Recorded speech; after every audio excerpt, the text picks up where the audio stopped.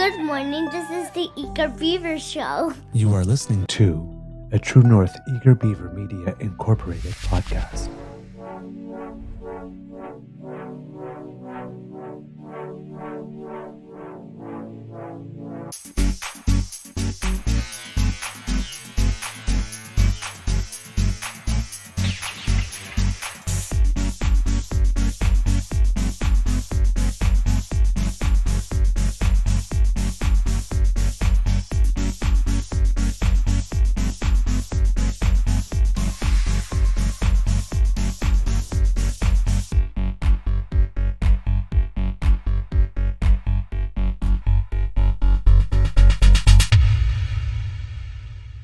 The True North Eager Beaver podcasts are proudly brought to you by our founding sponsors, the Misfit Mysteries from Corvid Moon Publishing, your source for science fiction, fantasy, and cozy mysteries featuring a broad diversity of characters, CanadianTarot.com, your uniquely Canadian online eclectic tarot community, and the Peppermaster, hot pepper sauces made from farm-fresh ingredients to thrill your taste buds and expand your mind.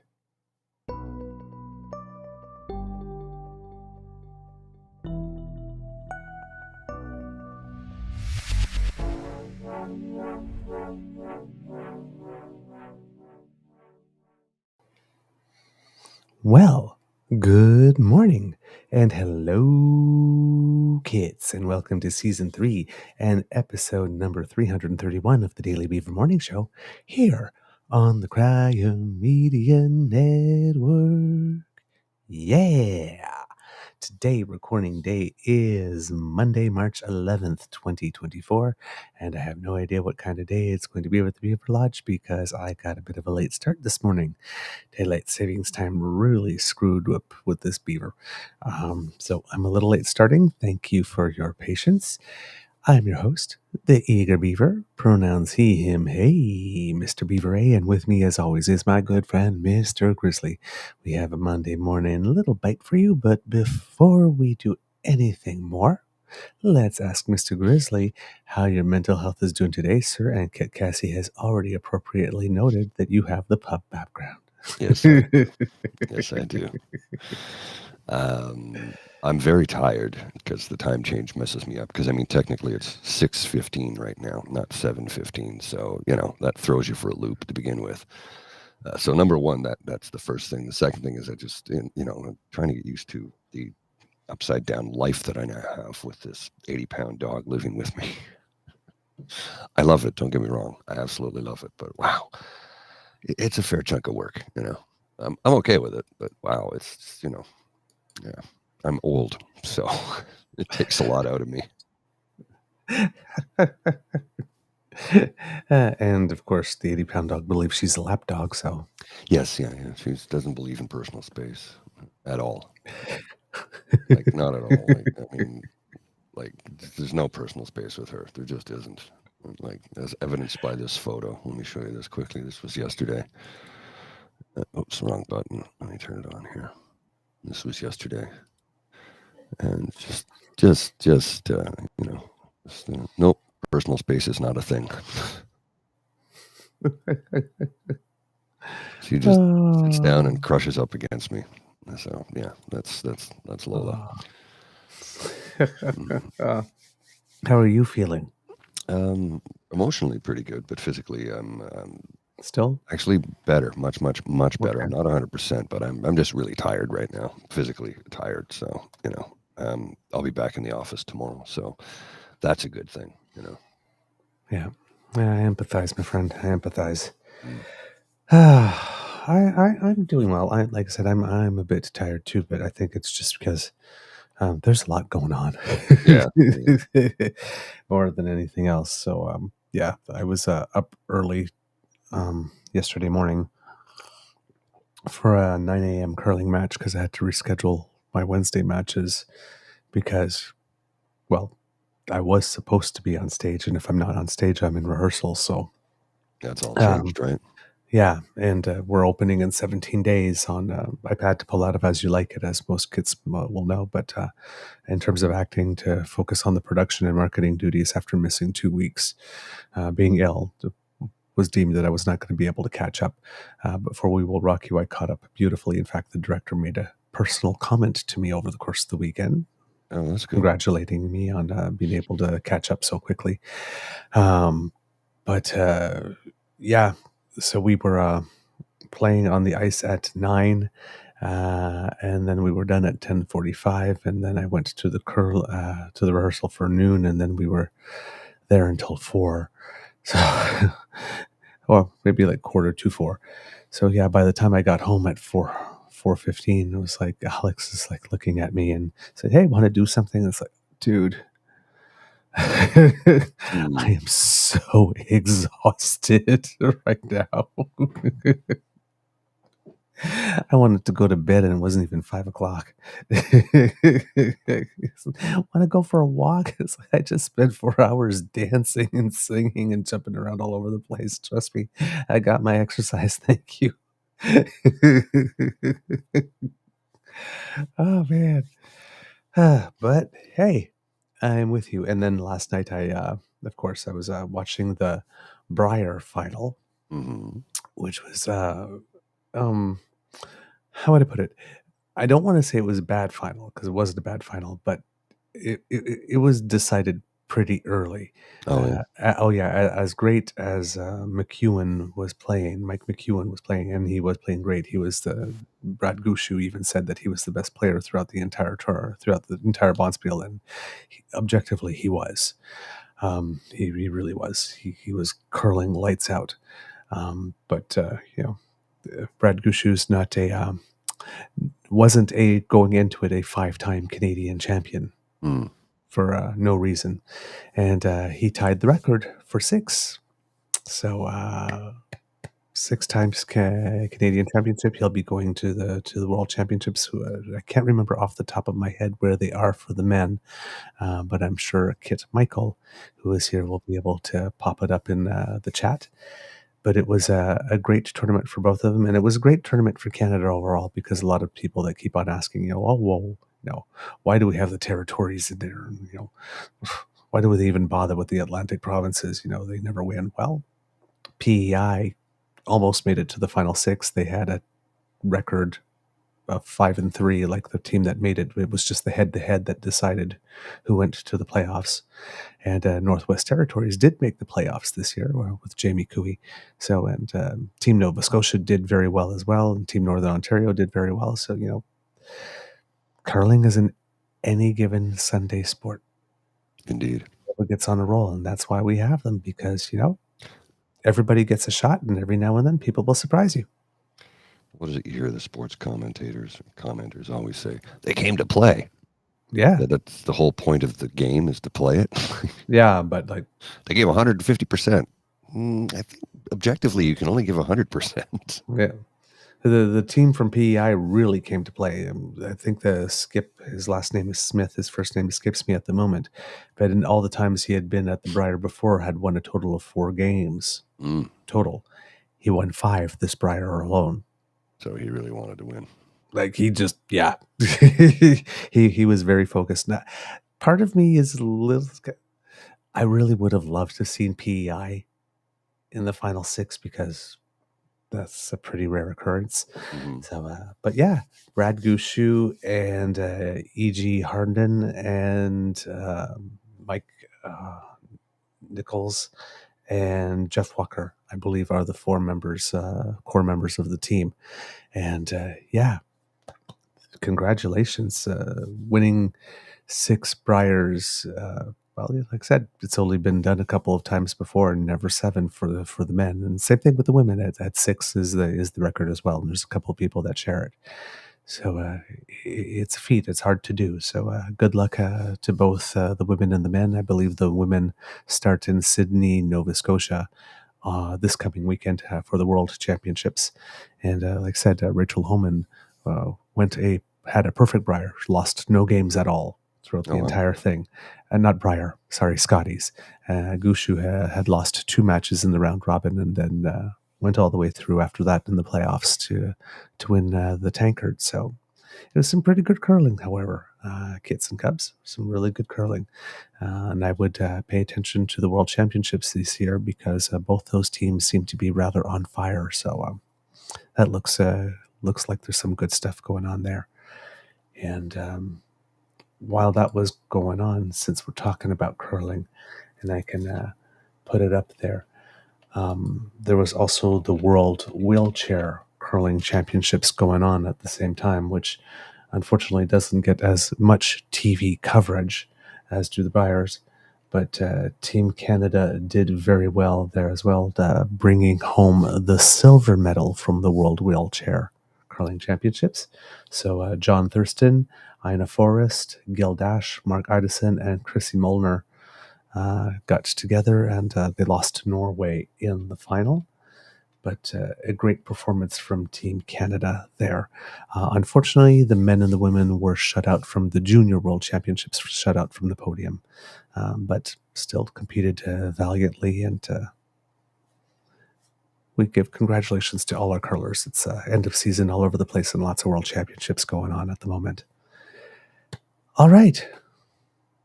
News. Where does one begin? There's a lot. I don't know if a lot in some ways happened to Canadian stuff. It's been calm-ish. Yeah. Other than Which, Skippy's rally this weekend, which was more drivel, senseless drivel. Yeah.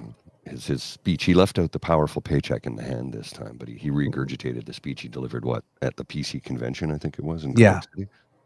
A young couple sitting on a porch, soaking in the warm evening air with a Canadian flag gently hanging from the front of their brand new home. Yes. With a cold drink in one hand and a powerful, implied to be powerful paycheck in the other, saying, "We're home."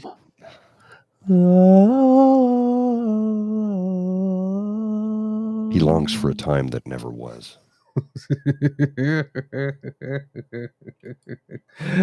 Yeah, I guess he got a lot of flack about the paycheck in one hand. It was like, who does that? It was like, everything's direct deposited now. We picked him apart for that one. Paycheck, and who the hell gets a paycheck? So he is paying attention. Well, yeah. He's just doing this. So he just did the stupid stuff. Well, he just did the propaganda stuff. But he removed the stupid. He removed. I can't even say he removed the stupid elements. He just removed the stupider elements. Yes, the stupider element. A powerful paycheck in one hand. Who the hell is paid with an actual check today? There are some small businesses, I'm sure, that do it. No question. But you know what? When I worked for a small company, they didn't give us a paper check. They literally deposited the money directly into our accounts. Every Friday, we got paid every Friday. And they just said, open an account with Scotiabank, which is what we did. And they went and deposited the money directly into our accounts because they just said it was easier to do it that way. And I'm like, yeah, that works. And this was a company that had like 15 people in it, and they paid us direct deposit. And that is going back to 2000. No, what am I saying? My goodness, 97. 97. There we go. The kits did come up in the chat there. The men's world championships will be in Schaffhausen, Switzerland. Okay. There we go. I've never ever heard where Schaffhausen is. I've heard of it. I just don't know what part of the country it's in. Well, there we go. Hey, you get to travel. Yay. The Swiss teams are pretty good for the men and women as well. So yeah. All right. Yes, so PP had a rally and whatever. Usual stuff happened. But I would, because I talked about it on Friday, I'd like to go south of the border because last week, U.S. President Joe Biden delivered the State of the Union. And, I mean, you'd have to be living under a rock to not know that the main narrative going on in the United States with regard to Joe Biden is that, well, he's old.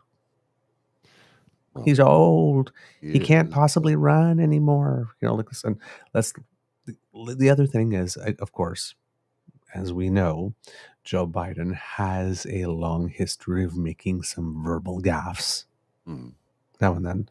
Well, that's not a secret. So, there have been times where, for example, he's mentioned the wrong country or like the wrong prime minister with something, and then they seize upon that mistakes that all of us make. Right. I mean, the number of times the other day I was rewatching a thing of the show where I said I had to go curl at 7 a.m. And it was like, and you were looking at me like, 7? It's like, sorry, I mean 9. It was last Monday, 1 week ago. We all Today, make those simple mistakes. like this, we all have moments where our brain goes faster than our mouth, or our mouth goes faster than our brain. So, but because he's the age that he's at now, every single moment like that gets pointed to and goes, see, he's like mentally deficient. He's slipping into dementia. Meanwhile, Donald Trump,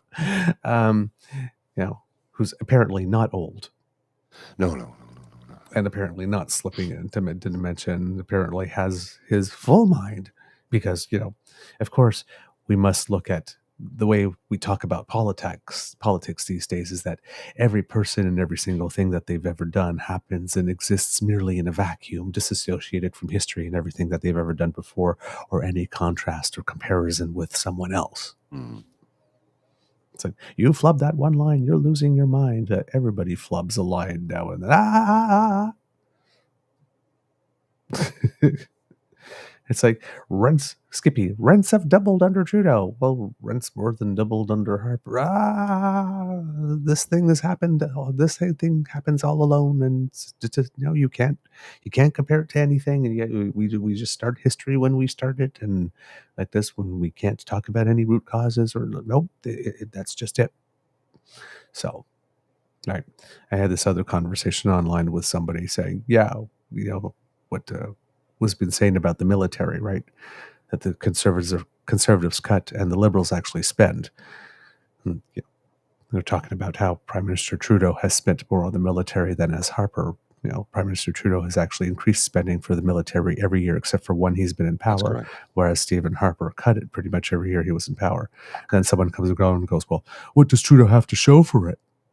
It's like, because we have a history of ordering planes and ships and whatnot, and them arriving in 2 to 3 years, right? Yeah. In this country, it takes time. In this country, the prime minister of the day has the military the previous prime ministers left him, that are the legacy of the previous prime ministers. Anything that Trudeau has done, especially with major equipment, is going to be to the benefit of the next prime ministers, not the current one. So, I'm sitting there and I'm going like, I'm being, this is clearly a disingenuous question, and I'm being set up by someone who just literally wants to say blame Trudeau. And of course, when you make the point, then they turn around, no, buddy, you only get 3 or 4 years for that. Like this, after that, you have to blame the current prime minister. Yeah, for stuff like, for example, did you get the subway started to be built, or did you make a deal with the provinces on a healthcare transfer or something like that? But when you're talking about buying high tech, high caliber pieces of military equipment, usually in coordination with other nations and military contracts and whatnot, it's like, whereas, we talked about the other stuff where the military on like smaller stuff has a, turnover time for procurement that's pretty good, that we've mentioned on the show before. When it comes to the big ticket items, it's like never in my lifetime. Like, we even had the Army quiz the other day that says like a military procurements of big ticket items at least 8 years. Oh, easily, minimum. Yeah. Minimum. Right. So I'm sitting there like this. I see you coming, buddy. When you're asking me, he's been, what is he? I believe he spent more money because he spends more money on everything. Well, population growth, inflation, and interest alone will ensure that it's going to happen. Yeah. We're going to pay more for absolutely everything in every department, especially 8 years after the previous government. We got 8 years of inflation, 8 years of, So, I mean, even if inflation was just at the target 2%, for those 8 years, we'd still be paying more, especially with population growth.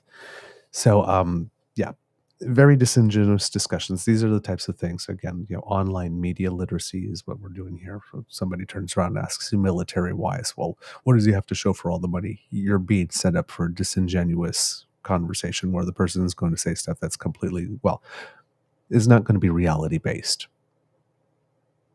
right? So it's like, I disagree. Well, of course you disagree. That's the whole reason you asked me in the first place. What does he have to show for it? Because you know that the answer to the question when you answer it is nothing, because it's not delivered yet. Ta-da! So, yeah, it's just really they've got one playbook. They've got one playbook. Everything's broken, and it's all Trudeau's fault.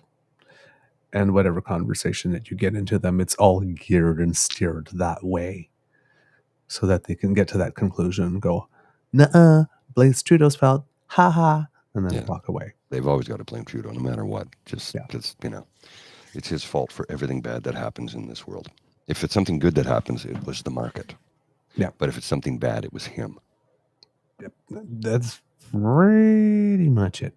Yeah. This is from Mohan. I mean, prices go up, not down. How long have you been in government again, Pierre Poilievre? Yeah. So, have you got the State of the Union link, Mr. Risley? Yeah, I just have to. I just need time. I've sent you a first timestamp. I'm going to go through some elements of it. Let's just put it this way. Pardon? Can we run this? Yeah. Yeah? Yeah, State of the Union. Yeah, you can run that. Okay. So here's the thing, right? They're saying he's old. They're saying he's fragile. And everybody was making a big deal. This is like a do or die. Joe Biden must absolutely deliver this time around, or else, if he does the regular old Joe stuff like this, he's dead, he's done, everything they said about him is true, and we can discount him, and blah, blah, blah, blah, blah, blah. Well, if you had been anywhere on social media or hearing anywhere of the critique, he delivered a barn burner, an utter and total barn burner of State of the Union. He was on point, he was sharp, he got heckled so many times that even the Republicans were told. Actually, Mike Johnson, who's the speaker, told his party, please keep the heckling down before it started, because it doesn't make us look good. Yeah. And then, of course, Marjorie Taylor Greene showed up like she was going to some type of football game with a MAGA hat on, which I don't understand how that doesn't. Yeah, I don't know how that breaks any decorum rules, because I think in Canada you're not supposed to be wearing stuff that has political statements. Correct. I believe when your house, some MPs do it anyway, however, for stunts. But I don't know what the rules are in the United States. No idea. No idea. Nor do I care. Really. Yeah, don't care anyway. And then there were other people who made a whole bunch of comments and heckled, and he handled them. Oh boy, did he handle them. And the whole reason why Mike Johnson told him is because he knows that Joe Biden is quick on his feet. While they're all saying that he's slow and losing it, they all know that he's quick on his feet, and he knows how to deal with this. And he says, when you guys do that, you give him an opportunity to respond, which makes him look like he's there and he's with it, and that he's sharp. Stop giving those. So it wasn't because he wanted decorum. It's not because he didn't want the president to be heckled. It's because he knows that it always works out terribly for the Republicans, because it gives the president an opportunity to not look like he's falling apart. So, and he didn't want to hand him that opportunity. So I've got just various little moments, clips from it, where he's just like nailing stuff home. And the entire time I'm watching this, I'm thinking to myself, I know this is Canada, and I know that our politics are, the Conservatives are trying to Americanize our politics.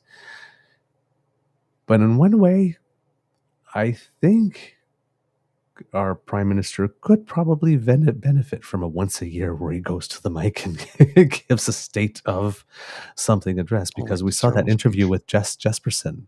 Ryan Jesperson. Well, that's the thing, the throne speech, but it's not read by the prime minister. True. Right? It's read by the governor general or the monarch, if they happen to be in country when it happens. And, we've been seeing things recently like, Danielle Smith taking her 8 minutes, or taking the time and doing her address to the province and whatnot. And Blaine Higgs just did it as well. And the prime minister is good in these moments. And there might be something to this, because it's an event. The State of the Union is an event in the United States. Everybody tunes in. There's some people that tune into politics only once or twice a year, and it's the State of the Union addresses. That tends to be a big one, right? That's it. So let's talk about some stuff over here. Let's start with this first clip that I have here. Can't actually read my notes at the moment. But well, that's not good. I'll just there we play go. the clip. Oh, where's the sound? Watching, just like history watched 3 years ago on January 6th, when insurrectionists stormed this very Capitol and placed a dagger to the throat of American democracy. Many of you were here on that darkest of days. We all saw with our own eyes the insurrectionists were not patriots.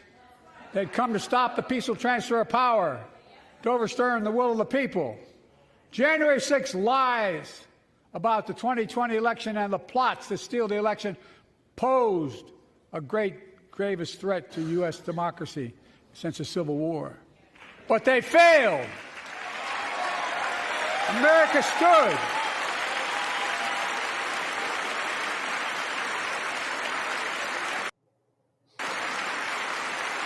America stood strong and democracy prevailed. We must be honest. Whoops. Pressed the wrong button.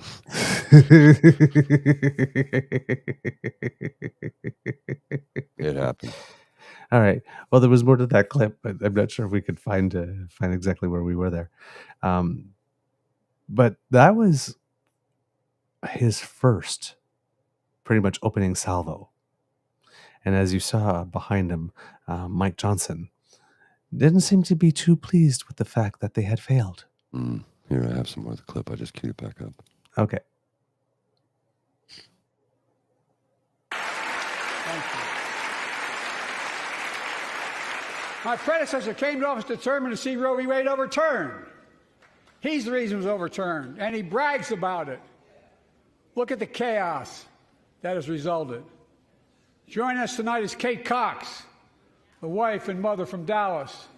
She's become pregnant again and had a fetus of a fatal condition. Her doctor told Kate that her own life and her ability to have children in the future were at risk if she didn't act. Because Texas law banned her ability to act, Kate and her husband had to leave the state to get what she needed. What her family got through should have never happened as well, but it's happening in too many others. There are state laws banning the freedom to choose, criminalizing doctors, forcing survivors of rape and incest to leave their states to get the treatment they need.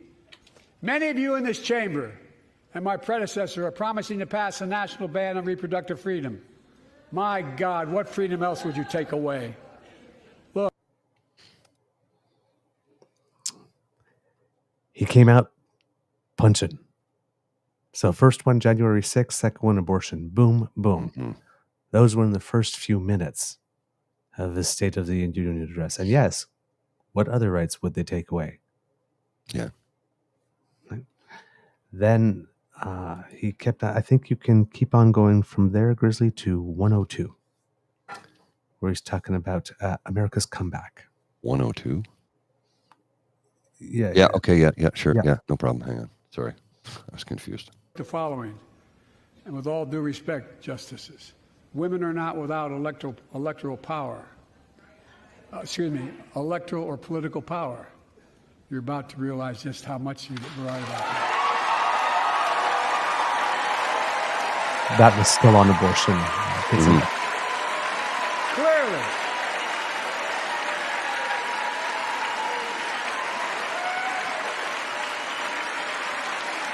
Clearly. Those bragging about overturning Roe v. Wade have no clue about the power of women. But they found out when reproductive freedom was on the ballot. We won in 2022 and 2020, and we'll win again in 2024.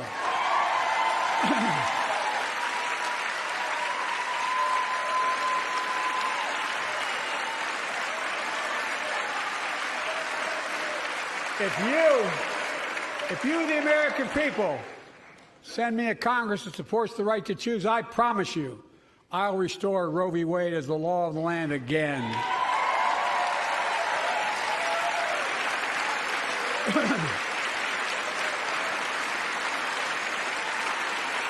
Folks, America cannot go back. I'm here tonight to show what I believe is the way forward, because I know how far we come. 4 years ago next week, before I came to office, the country was hit by the worst pandemic and the worst economic crisis in a century. Remember the fear, record losses? Remember the spikes in crime and the murder rate, raging virus that took more than 1 million American lives, of loved ones, millions left behind? A mental health crisis of isolation and loneliness. A president, my predecessor, failed the most basic presidential duty that he owes to American people, the duty to care. I think that's unforgivable. I came to office determined to get us through one of the toughest periods in the nation's history. We have.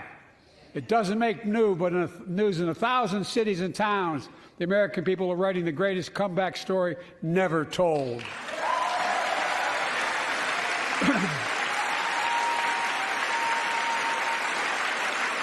So let's tell the story here. Tell it here and now. America's comeback is building the future of American possibilities, building an economy from the middle out and the bottom up, not the top down, investing in all America, in all Americans, to make sure everyone has a fair shot, and we leave no one behind. The pandemic no longer controls our lives.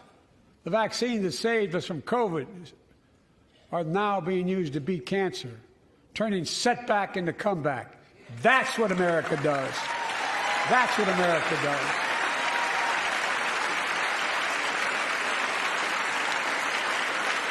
Folks. Well, I think he kind of hit the nail on the head. Shots fired, eh? Mm-hmm. So on the abortion issue, Roe v. Wade took it to task for the people who were listening at home. The 9 justices of the Supreme Court were there and in attendance, and he basically admonished them. Mm-hmm. To their faces. To their faces. Says, you really underestimated women. Well, and the truth is, your food dish. Yes, and the truth is it's the proof is in the pudding, right? 15 ballot measures in the United States with regard to abortion, mm-hmm. and the Republicans lost every single one of them. And then he talks about the comeback post-COVID as well. Even women I know, there are women that I know that when you say you're pro-choice, people automatically assume you're pro-abortion, and that is not the case. No. It's not the case. It means you don't think you should be making the choice for someone else. It's somebody's choice to make. Yes. And that's what it boils down to. So I know lots of women who are not pro-abortion, but they are pro-choice. And I think a vast majority of American women are the same way. Even the ones who don't like the idea of abortion also don't like the idea of the government telling you, even though your fetus cannot be carried to term and it runs a risk to you as the mother, your life, and maybe you already have children, I don't know, or like in the case of this particular woman, if she carries it to term, she may not survive, and if she does, she probably can never have children again. And the child cannot be born alive. It will be stillbirth, they call it. Yep. So she had to leave the state because the state of Texas wouldn't allow her to abort a non-viable fetus. Do you see the problem with that? Because I do. And I think a lot of women, again, the same women who are not, who are dead set against abortion, will look at that and go, hang on a second here. That's too far. You're putting my life at risk. And what if I already have 2 or 3 children? What if I want to have children in the future? You're putting my life at risk to prove a point that you have control and domain and dominion over my body. Because that's what it boils down to. Yep, pretty much. And on that issue, as we mentioned on the show last week, France was considering passing an amendment to the Constitution that would protect the women's right to an abortion, and that did happen on International Women's Day, that's specifically, right. became the first country in the world to guarantee the right to abortion in its constitution. President Emmanuel Macron had promised he, quote, would not rest until women across Europe have the same protection. Yeah. So they're pushing back. Like I said, 2024 is the year of the pushback.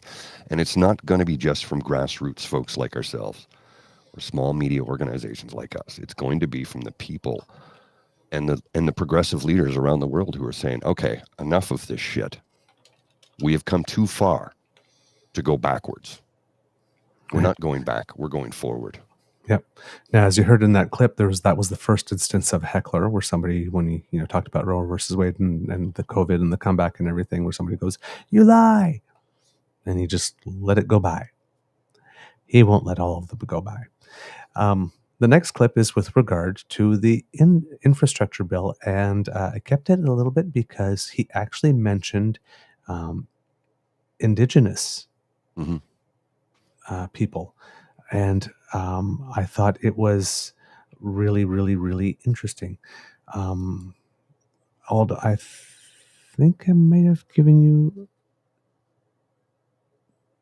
the wrong cue. The wrong cue. Yep, sorry. Hold on. Yeah, I've just looked at my notes and it's like, no, what I typed was not what I intended to type. That's kind of what I thought. Like, you want me to go back? We just finished there. You want me to go back and just, yeah. So there we go. Sorry about that. That That's was okay. I fat fingered that one. Yeah. For everybody watching at home, is that we have a little private chat in our thing where I can send Mr. Grizzly a couple of messages on timestamps, so I don't always have to say them out loud, which helps the episode run more smoothly. And I told him to go back 5 minutes. Not what we're supposed to do. Here we go. And thanks to our bipartisan infrastructure law, 46,000 new projects have been announced all across your communities. And by the way, I noticed some of you strongly voted against it, or they're cheering on that money coming in. Yeah. I like it. I'm with you. I'm with you. And if any of you don't want that money in your district, just let me know. Modernize our roads and bridges, ports and airports, public transit systems. Removing poisonous lead pipes so every child can drink clean water without risk of brain damage.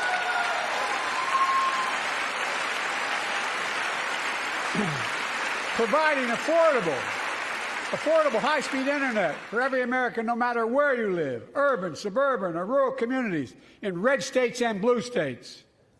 Record investments in tribal communities. Because of my investment in a family farm, because I invested in family farms led by my Secretary of Agriculture, who knows more about this than anybody I know, we're better. The man's bringing it home. Was that the full clip? Well, that's where you told me to stop. I stopped it where you told me to. Actually, I'm 1 second over. Oh, okay. Did you have your timestamps wrong? It happens. Well, that's what I wrote. Well, keep it going. 106.40. I'm stopped at 106.41. Yeah, keep it going then. Yeah. Just a second. Better able to stay in the family for those farms and their children and grandchildren won't have to leave home to make a living. It's transformative. The great comeback story is Belvedere, Illinois. Oh, no. Home to Okay. an auto plant for nearly 60 years. Yeah. Okay, that's really weird. Oh, well. I was doing it at nearly 2 in the morning. That's probably why. Could very well be why you make mistakes. And hey, this time change really does mess with your head, because technically speaking, it is 10 to 7, but it's actually 10 to 8 now. Yeah. So, And but he was talking about also because indigenous issues almost never ever get mentioned or got into the State of the Address, and he had mentioned something there, so I wanted to highlight it, but I guess I got the wrong timestamp there. Yeah. He later then one thing that was really interesting that I noticed too is that both President Biden and in the response, what I call of them, like I say, they both had a Chumbawamba moment where they both talked about getting knocked down and getting back up again. I get knocked down. that and the Up Rick, again. that and being Rickrolled. Nobody made it. Nobody Rickrolled though. Nobody said, "Well, never give up and never let you down." But but they got knocked down and got back up again. Well, that's why you got to vote for Rick Astley for president, right? Never going to give you up, never going to let you down, never going to run around or desert you, never going to tell a lie. Never gonna make you cry. Never gonna say goodbye.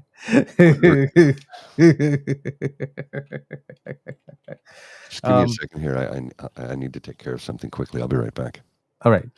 And now, of course, right, he's talking about the infrastructure money and, how all the Republicans, of course, oppose the infrastructure money. But every time that there's an announcement, they keep on showing up at the ribbon cutting and going, I did that, even though they voted against it. Because as we keep on saying on the show, conservatives always say, no, no, no. But they always show up to take the dough.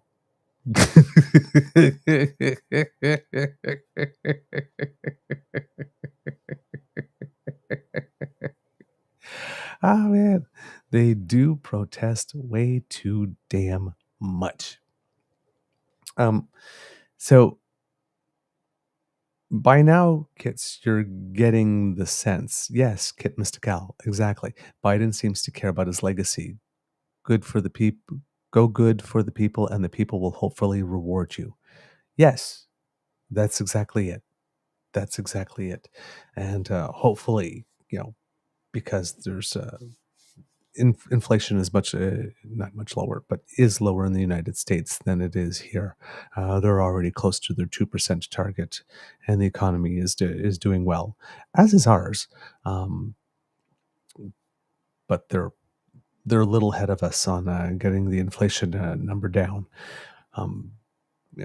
With the election coming up, people are starting to feel that in the United States, consumer confidence indicators and stuff of the like are starting to trend upward, and so reversing a pretty longish term negative trend. When you had the supply chain issues and interest rate rising, and that's something that's going to be happening here as well relatively soon enough, because according to the not the Bank of Canada itself, but Bank of Canada watchers, they're still claiming that interest rates will start decreasing somewhere in the spring or summer of this year, and that by the end of this year, we will have inflation pretty much permanently under the 3%, between 2 and 3%, and closer to 2 by the time the next election comes along. And you mentioned, Mr. Grizzly, I believe, on a previous show that we're getting close to having 600,000 housing units started. The most recent numbers are 750,000 now with the federal government's accelerator program.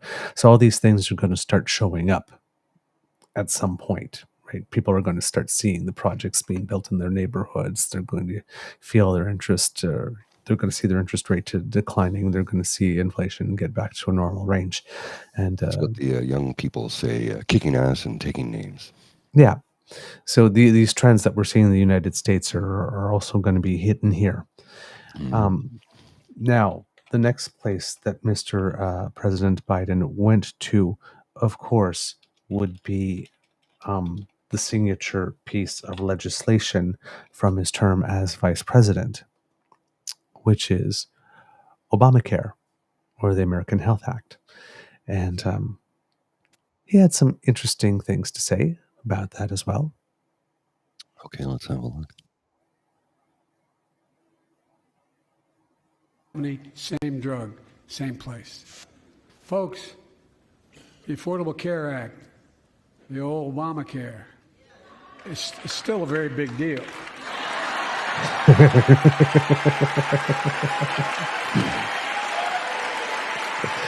He didn't say BFD. Yeah.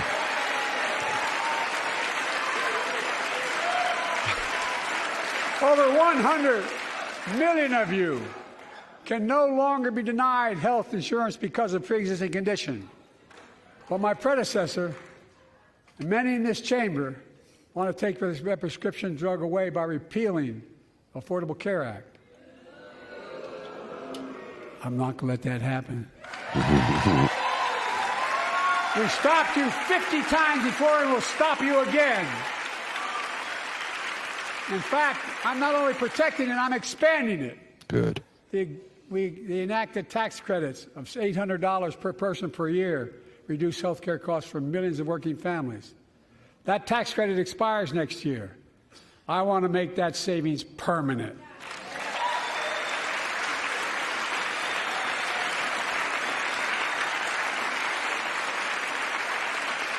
To state the obvious, women are more than half our population, but research on women's health has always been underfunded.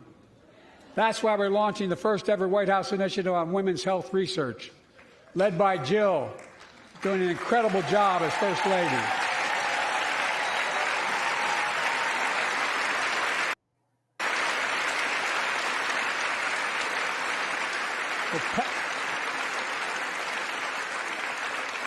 So pass my plan for $12 billion to transfer women's health research and benefit millions of lives all across America. Well, Joe coming in hot. He knows who his target demo is for the next election. Oh, yeah. Yes. And that's something that that's a policy. I'm sure that policy watchers in Canada were taking some notes. And there's absolutely no reason why our Prime Minister couldn't join in on such an initiative.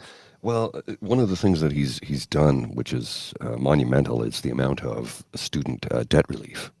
That he campaigned on it and he followed through and he's relieved so much student debt. And the thing is, you've got angry people go, well, I had to pay. You should too. It's like, except you got your education 25 years ago. And yes, it was very expensive at the time. And no doubt it was difficult. But it's not as ridiculous as it is today. The average student, if you graduate from medical school in the United States of America, it's going to take you 15 years in practice, sometimes 20, depending upon where you went to school, before you can pay off your debts. Yeah. So you're starting out a 100-meter race, 50 meters back of the starting blocks. Yeah. You're running a 100-meter race, but you have to run 150 meters. So, you look at it from the standpoint of how are we supposed to get people upwardly mobile and being able to spend and put money into the economy by crippling them. And I hate using that term, but I don't know what other term, hobbling, crippling, what other term could I use? Hampering them with debt. Hampering doesn't have quite the same sort of weight to it. But starting out in life, you've just finished school, you're going to get your first job, probably your first apartment, or your first home, or whatever the case may be, and you've got so much debt to deal with. How are you supposed to save money to buy a house? How are you supposed to actually get ahead when you're starting, like I said, 50 meters back of the starting blocks? Yep. So, Yep. You got Kit Jim in the chat going, I paid my student loan at 21% interest and I want university free for anyone who has the marks to be there. You got Kit Hugh going, education is an investment that returns $2 for every public dollar invested. It's not a handout. It's an investment in the economy. Exactly. And Jim, that's a crazy interest rate. But yeah, I feel the same way. Now I went to college. I didn't go to university because, I was still struggling with what I want to do with my life. So I went to college to do what I was doing, just so I had some documentation to say I knew how to do what I was doing. But it wasn't my dream. And the program I was on was a pilot program by the province of Ontario. So all it cost me was time. There was no financial investment from my part. So I was very lucky. But the program has since migrated and changed, and they don't even call it the same thing anymore. Of course, that was in the 90s when I went to school. So that's a long time ago. When did I graduate? 99, so 25 years ago. The program's all changed. And again, even at that time, I could have afforded student loans because they weren't as predatory and ridiculous as they are today. And prior to the Mike Harris government in the province of Ontario, student loans were done by the province. He handed it over to the private sector. And you know what the private sector is? Banking. And you know what banking is? Profit. So guess what, students? You are merely a profit wing of the national banks in the province of Ontario. It should not be handed to the private sector. Public sector should run it, fund it, and charge minimal interest like they used to.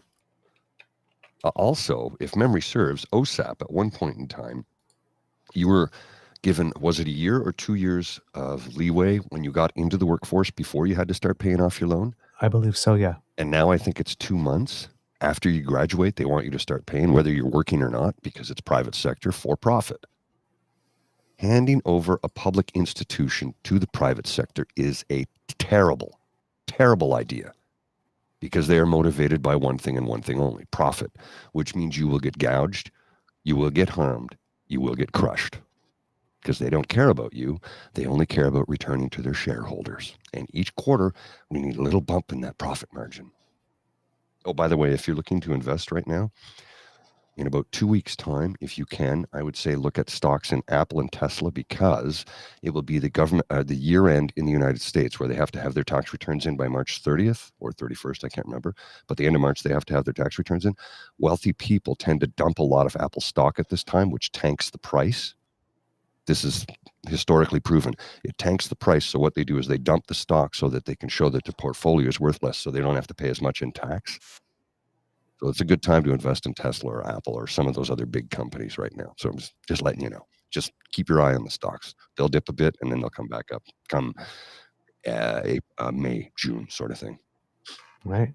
Well, it's interesting that you were talking about student loans, because the next section is about education. Oh, it picks up right where we left off, does it, or is it 107.10. Oh yeah, okay, I see it. Yeah, sorry, I just saw your thing there. No worries, no worries. Let's advance a bit here. Let's see, what else do we have here from the kids here? Yep, yeah, indeed. That was a Doug Ford decision. Yes, it is, Mr. Cal. Because particularly in Ontario, because Kathleen Wynne had made tuition free. Yeah. All right. Let's have a look. Strongest economy in the world. We need to have the best education system in the world. And I suspect all of you, want to give every child, a good start by providing access to preschool for 3 and 4 years old. You know, I think I pointed out last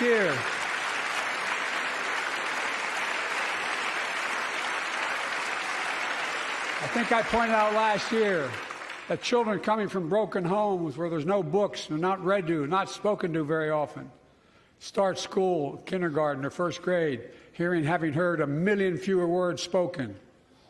Well, studies show that children who go to preschool are nearly 50% more likely to finish high school, go on to earn a 2- and 4-year degree, no matter what their background is. Yeah, I did not know that. Mm-hmm.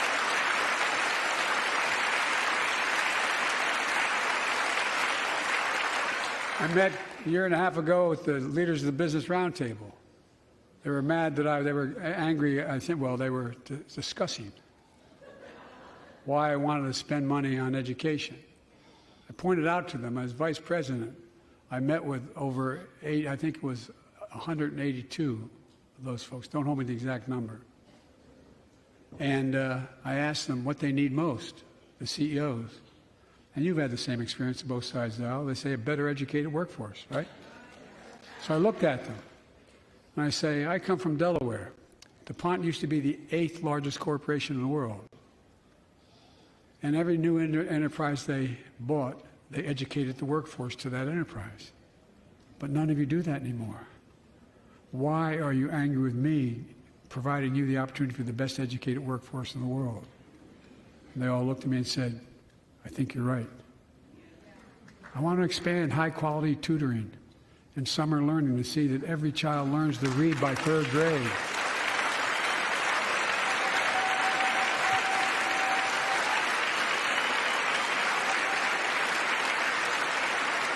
I'm also connecting local businesses and high schools so students get hands-on experience and a path to a good-paying job, whether or not they go to college.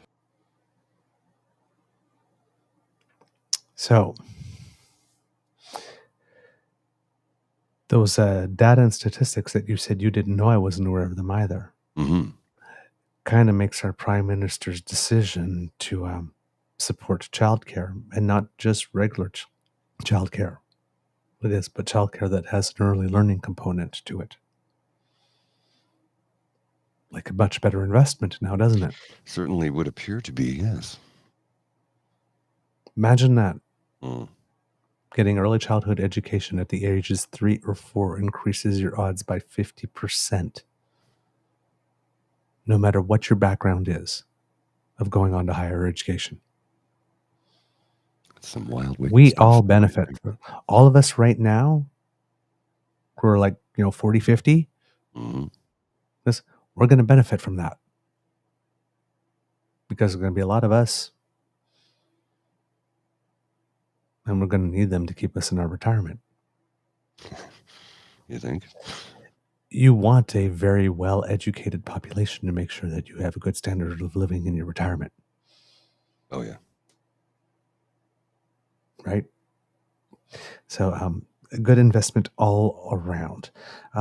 He goes on to talk about the national debt in that, and mentions that he signed a bipartisan budget deal to cut another $1 trillion over the decade, and he has a goal to cut the federal deficit by $3 trillion more by making corporations pay their fair share of taxes. He said, look, I'm a capitalist. If you want to make $1 million, great. Just pay your fair share in taxes. I like that. And speaking of the student loans, Mr. Grizzly, because Mr. President Biden had come in with a plan to forgive a whole lot of student loans, and the Republicans said, no, you can't do that, and took it to the Supreme Court, and they actually won it. So he's been doing it in little chunks here and there as he can. And each little chunk looks small and not particularly significant. But when you add it all up, he has now canceled debt in a total of $138 billion. $138 billion? Wow. For almost 4 million Americans. Well, and when you consider people go, we can't afford to be. Actually, yeah, here's the thing. You know how many PPP loans were forgiven, and those loans were given to very wealthy people during the pandemic? Right? But they were forgiven. Marjorie Taylor Greene is one example of someone who took PPP loans. Yes. She did. Yes, indeed. She did. People seem to forget about that. You can't have debt relief. Well, what about your PPP loans? Are you going to pay them back? Don't know. Look over there. Look over there. Look over there. Joe Biden. They got nothing, man. No, they don't. And then, you get the other issues of, border security and talking about, because that seems to be a big thing. The Republicans always want to talk about that. And remember, they had that deal that the Republicans had asked for that the Democrats agreed to, and then Donald Trump came in and said, no, don't sign that deal because I need this issue to help me win the election. If you sign this border security deal and everybody says that it's fixed, then I can't scare the neighbors about the brown people crossing the border. And then they swallowed themselves whole and didn't sign that bill.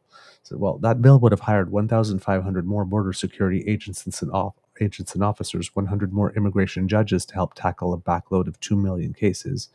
There would have been 4,300 more asylum officers and new policies so that they could resolve cases in 6 months rather than 6 years.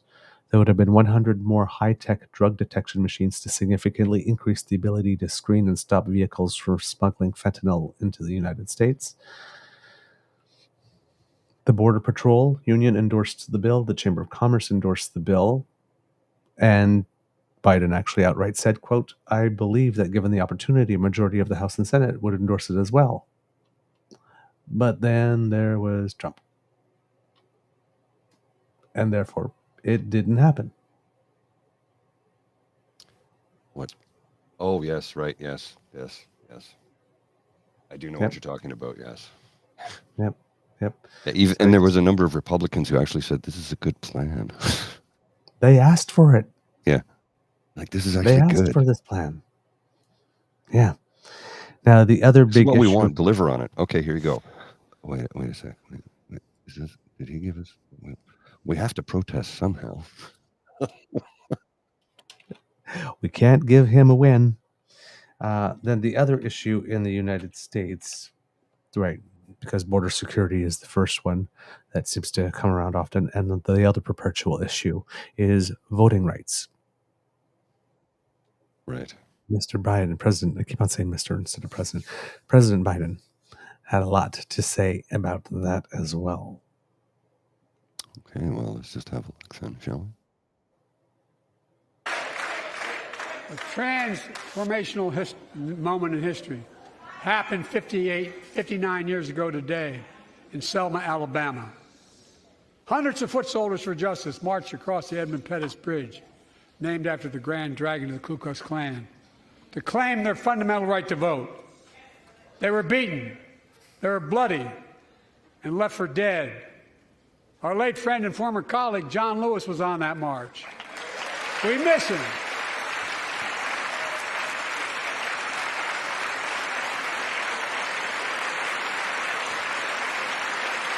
But joining us tonight are other marchers, both in the gallery and on the floor, including Betty Mae Fikes, known as the voice of Selma.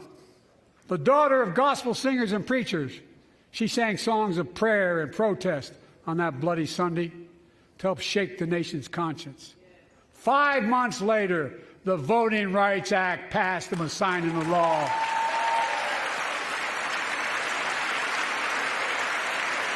Thank you.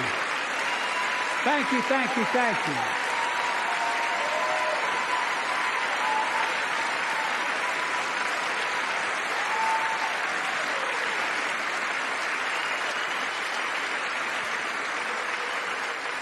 But 59 years later, their forces taking us back in time.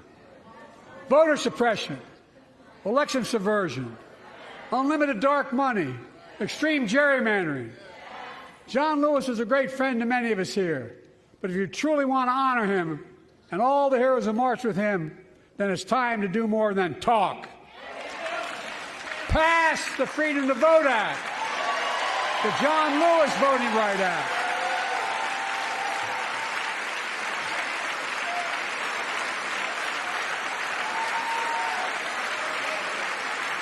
And stop denying another core value of America, our diversity across American life. Banning books, it's wrong. Instead of erasing history, let's make history. I want to protect fundamental rights. Pass the Equality Act. And my message to transgender Americans, I have your back. Wow. Pass the PRO Act for workers' rights. He's really hitting some home runs there. He really, really, really is. Well, and you know what he's doing, too? He's, was it Truman or FDR with the New Deal? It was FDR with the New Deal. Yes. And that New Deal was written by a Canadian economist, J.K. Galbraith, by the way. The New Deal is what created the America that rose out of the Depression and became the most powerful economic powerhouse in the world, with the largest middle class in the world, which was not, at the time, middle class wasn't too much of a thing post First World War and during the Depression, but afterwards, as the war raged, World War II raged on, and gave you the fabulous 50s and the tumultuous 60s and then the 70s, and then the boomers let's not talk about what the boomers did. We won't pick on anybody today, even though I feel I have the license to do so, because thank you for pissing it up for the rest of us. But it was the New Deal from FDR that really did change America and make it the modern society that it became. That was the example for the rest of the world to look up to, and did. Like a lot of the modern union wages and things that are taken for granted in countries like Canada and throughout Europe, Scandinavia specifically, most of those ideologies came from the United States of America, and Americans don't even know that. That's the funny thing, right? Like the amount of Americans that do not know that the social programs and that exist throughout Scandinavia were thought of, and they saw what they were doing in America and said, this is good, let's do this, let's duplicate it. The thing was, they did not allow people to get into power that would shit on everybody. And yeah, here you go, Mr. Cal. Ronald Reagan, once he got elected, that's when it all changed. It all got reversed, because when Dwight D. Eisenhower was the president, the former Supreme Allied Commander in World War II, the guy responsible for the D-Day invasion, when he was the president, the corporate tax rate was 90%. So companies, to reduce their corporate rate, and it was 90% over X number of millions of dollars. It wasn't 90% if you earned $1. It was 90% over, I think, 10 or 20 million or whatever the case was. Arbitrary figures by today's standards, right? But once you earned over that, your tax rate jumped up to 90%. So what did companies do?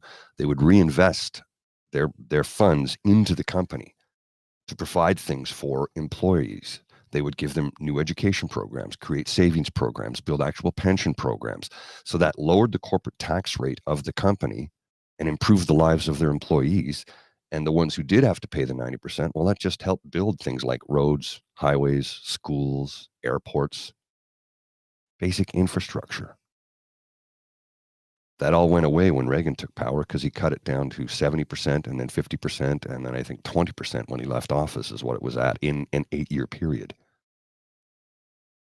He espoused the trickle-down effect, which we know has never worked, ever. And what did George Carlin say? The trickle-down effect. They're literally pissing on you, and you're supposed to enjoy it. The trickle-down effect of economics has never worked, because what happens is the wealthy get more money, they just hoard it and keep it for themselves. It's been proven time and time and time again. You are absolutely correct. Trickle-down has not worked at all. And we actually have some world leaders starting to mention it and say it out loud, which is kind of nice. Biden being one of them, actually. Now, the next couple of moments that I'm going to show are important to us as Canadians because they have to do with climate policy and later on the Israel-Palestine conflict.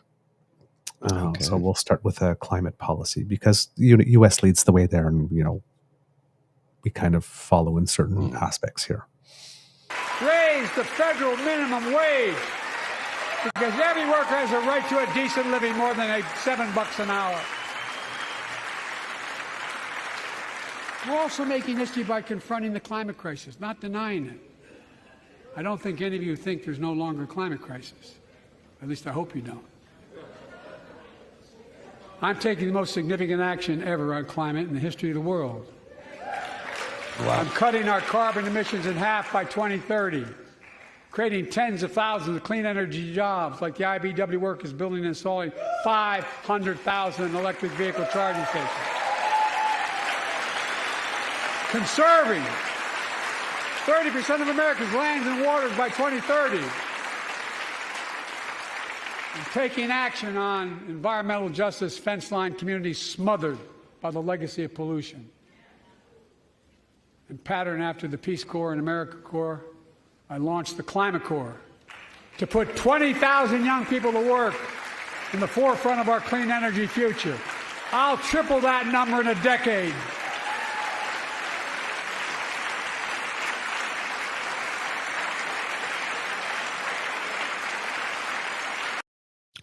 Wow.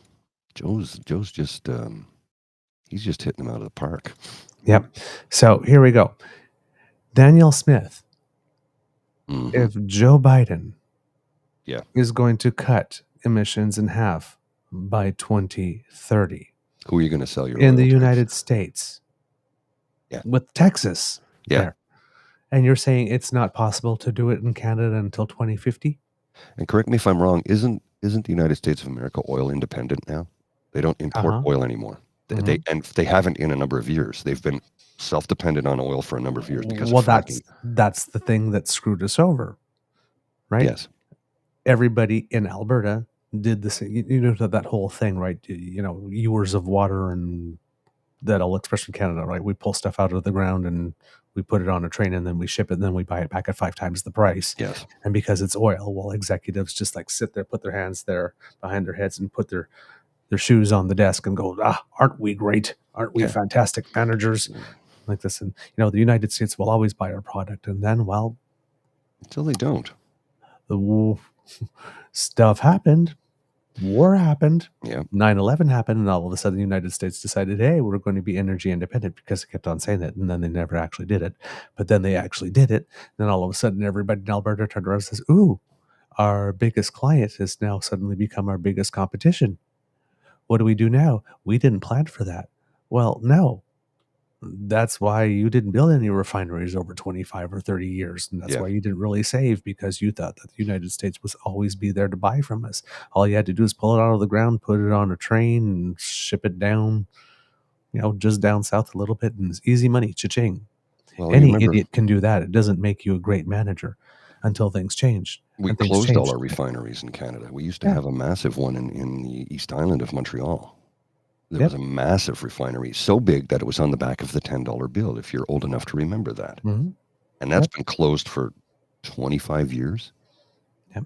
And the cleanup is going to take many decades. They're trying to figure out what to do, because it's a giant chunk of land right in the heart of Montreal. Mhm. They're trying to figure out what to do with it, and they realize it's going to take decades to clean it. And it might never be habitable by human beings. Yep. And then what he talked about later on about the creation of a climate corps. hmm There's absolutely no reason whatsoever for which a similar initiative could not be done here. And funded. A community service initiative that has something to do with the climate. Again, Prime Minister Trudeau wants to speak to people 30 and under. Well, people 30 and under are looking at, hey, man, I'd like to have a planet to live on. Yep. There's a piece of policy. There's a piece of policy that you can borrow. Hey, politics, a lot of it is about stealing good ideas. Oh, yeah. Well, A lot of it's what's about the old stealing good ideas. what's the old adage? Good artists create, great artists steal. Yep. It's Exactly. an old adage.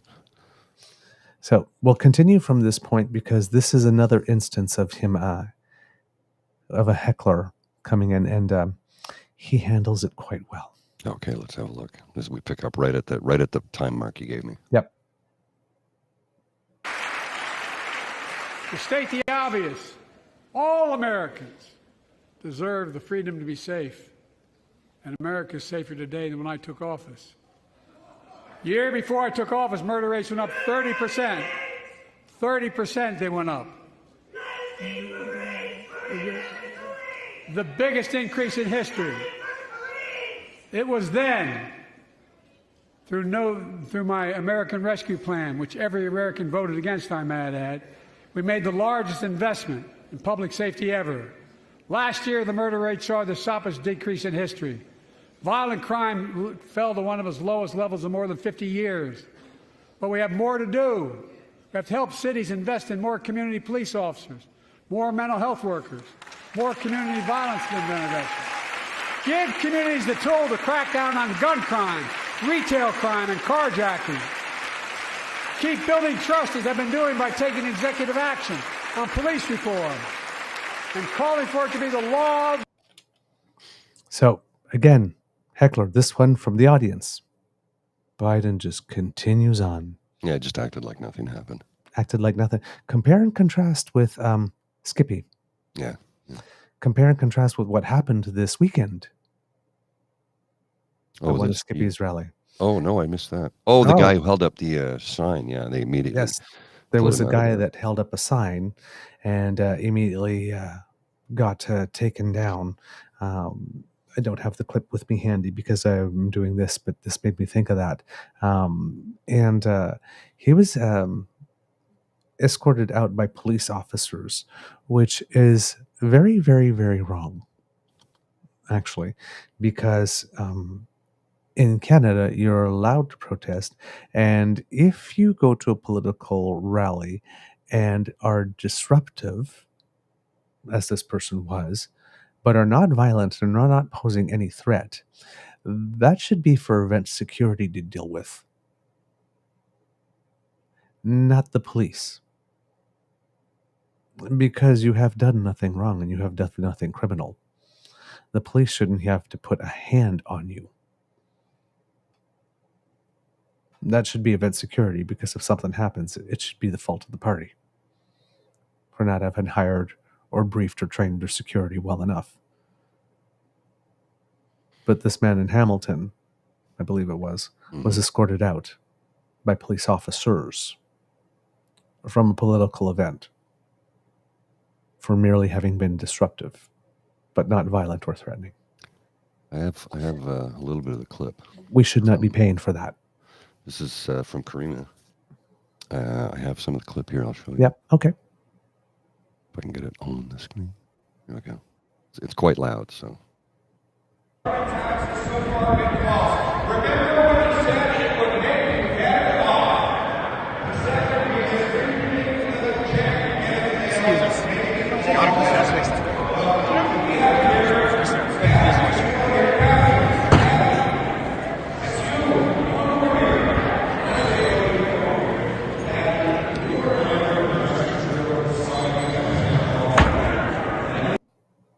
That's very concerning. Why are there police officers in the room providing security? Well, apparently they had a mounted police horses were on standby outside his Axe the Tax rally. I got a clip from Karima here about just that. I'm like, what the hell is going on here? So he has armed police officers, mounted police officers for his own rally? I don't understand that. I really don't. Here's the clip with Karima. Check this out. This is puzzling to me. Why would he do that?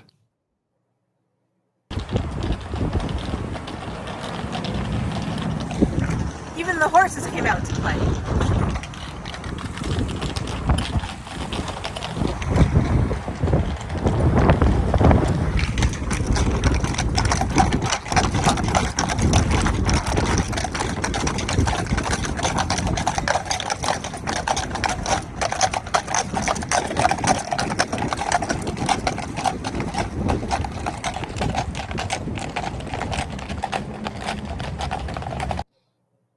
Seems strange, if you ask me. Yeah, I don't know how the party arranged for that. I don't know. I don't know why no the idea. police force would agree to that. The young man in question, his name is Keith Stewart. He tweeted, I briefly held up an Act on Climate Now Greenpeace.ca banner at Poilievre's Toronto Axe the Tax rally. CPC has no plan to deal with climate crisis that drove over 160,000 Canadians from their homes fleeing wildfires last summer, or farmers looking at another bone-dry summer. So I'm going to try to reach out to this young man, see if we can get him on the show. I have a screen cap here I'm showing you. From shit-given extraordinaire Andrew Lawton. An apple a day keeps the journalists away, Poilievre says to a lot of applause. That's a danger to democracy. An apple a day keeps the journalists away? What an asshole. What a raging asshole. Like, Jesus Christ, man. He's referring his Apple moment, right? It's like, you do realize that when you shun journalists, it's because you're trying to hide something. Mm-hmm. They're trying to kill our democracy. Yep. And here's another thing here about this photo, actually, Mr. Grizzly, if you put it up. The person who is tackling Mr. Stewart to the ground is clearly not an officer. No. Now, I don't know if this is somebody that was maybe embedded and undercover. Don't know. In plain clothes. We don't know. But if this is just an ordinary citizen, that's assault. You committed a crime, sir. Yeah. And all he did was hold up a banner. Because if somebody is at a protest and they unfurl a banner or they start heckling, but they're otherwise not being violent or threatening, it is up to event security. Correct. To handle the issue. It's not up to citizens to tackle the person or wrestle that person to the ground. And there certainly should not be police officers in the room doing security detail for a political rally like this, which is, again, we're not an election campaign. We're not in an election period. This is a private event by a private organization. Because political parties are private organizations, they're guest lists. This is not open to the public. They can control who gets in and who doesn't. Police should not be providing security within that room. If there was an incident where someone was violent, security would be calling police in, who are probably around the event, providing some security at the perimeter. That's fine, to come in and handle it. But the police officers should not have been the people laying hands on that man to escort him out of that room. That should frighten. Yeah. And it should frighten people because this party is currently the opposition. And for some reason, they have the ability to make that happen. Check this out. Imagine when they're the government. Check this out. This is wild. This is from Karima as well. A bushel of apples on stage at Pierre Poilievre's X the Tax rally. This is a callback to the Vineyard, where the Conservative leader chomped on an apple during an interview to show irreverence towards media. The progression of bites suggests it was more of a skit than anything else. And yep, look at that. Bushel of apples. Yep, he has that. It's standard now. Yeah. At his events. Look at that child there. And T-shirts, WTF T-shirts, of course, in the basket. Yeah, the child there with the Axe the Tax. She looks like she's so happy to be there. Yep, we call that grooming. Yeah. We call that grooming political. Again, no child under 6 or 7 or 8 comes up with the idea themselves of axe the tax or defund the CBC. Oh, so here's something funny. So I read you that quote from Andrew Lawton, an apple a day keeps the journalists away. Mm-hmm. Apparently he said something a little bit different than that. Let me just...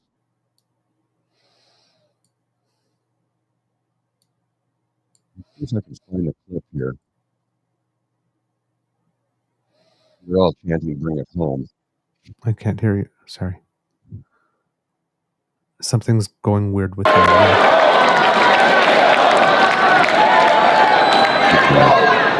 Sorry, that was very rude. I'm sorry. People are very delicious. You know what? You know what they say? An apple a day keeps the liberal journalists away. Oh, keeps the liberal journalists away. A little clever editing there from Lawton. Yeah, he left that part out. Wonder why he did that. Oh, well, because Kippy doesn't have a problem with all... Well, sorry, I shouldn't say he doesn't have a problem with all journalists. He doesn't have a problem with all people who call themselves journalists. Hello, other True North. Looking at you. We were True North first. By the way. Yeah, by the way. Oh, man. All right. Getting back to the State of the Union. This is very important because this is where the United States is currently standing on the Israel and Palestine issue, at least for the purposes of the State of the Union. We all know that there is still some, while the United States is trying to get Israel to pull back and do some minimum to try and help Palestinian people. Mm-hmm. Because you're making it very hard for us to be in your camp. Yeah. That's the diplomatic conversation. Okay, well, let's bring it up then. I got the clip here. Then there's the public one. Owners. You know, as we manage challenges at home, we're also managing crises abroad, including in the Middle East. I know the last 5 months have been gut-wrenching for so many people, for the Israeli people, for the Palestinian people, and so many here in America. This crisis began on October 7th with a massacre by a terrorist group called Hamas, as you all know. 1,200 innocent people, women and girls, men and boys, slaughtered after enduring sexual violence. The deadliest day for the Jewish people since the Holocaust. And 250 hostages taken. Here in this chamber tonight are families whose loved ones are still being held by Hamas. I pledge to all the families that we will not rest until we bring every one of your loved ones home. We also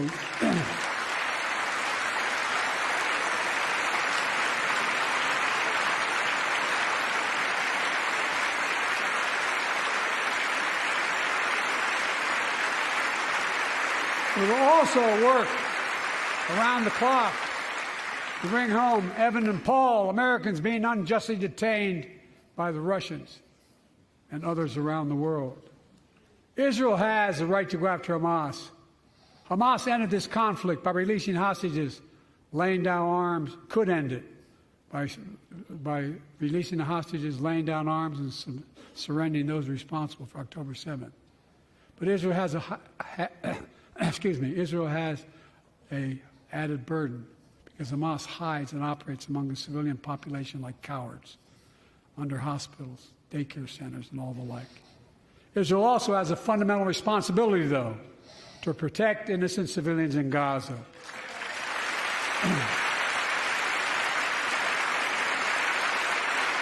This war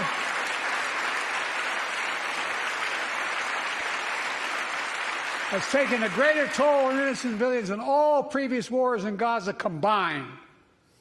More than 30,000 Palestinians have been killed, most of whom are not Hamas. Thousands and thousands of innocent women and children, girls and boys, also orphaned. Nearly 2 million more Palestinians under bombardment or displacement.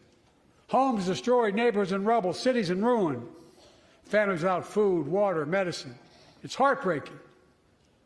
I've been working nonstop to establish an immediate ceasefire that would last for 6 weeks to get all the prisoners released, all the hostages released, to get the hostages home and ease the intolerable and humanitarian crisis and build toward an enduring, something more enduring.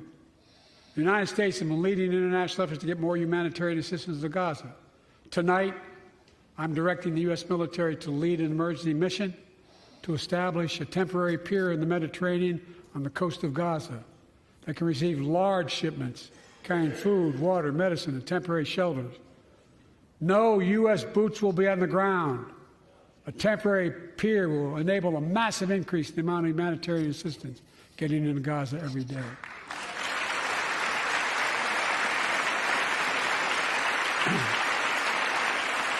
And Israel must do its part.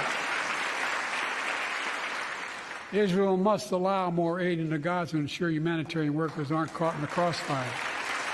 And they're announcing they're going to have a crossing in northern Gaza. To the leadership of Israel, I say this: humanitarian assistance cannot be a secondary consideration or a bargaining chip. Protecting and saving innocent lives has to be a priority. As we look to the future, the only real solution to the situation is a two-state solution over time.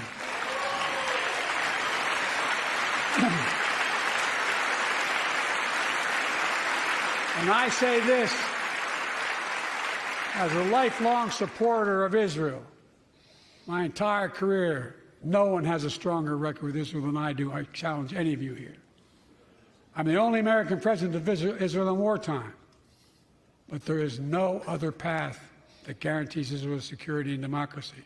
There is no other path that guarantees Palestinians can live in peace with peace and dignity. And there's no other path that guarantees peace between Israel and all of its neighbors, including Saudi Arabia, with whom I'm talking.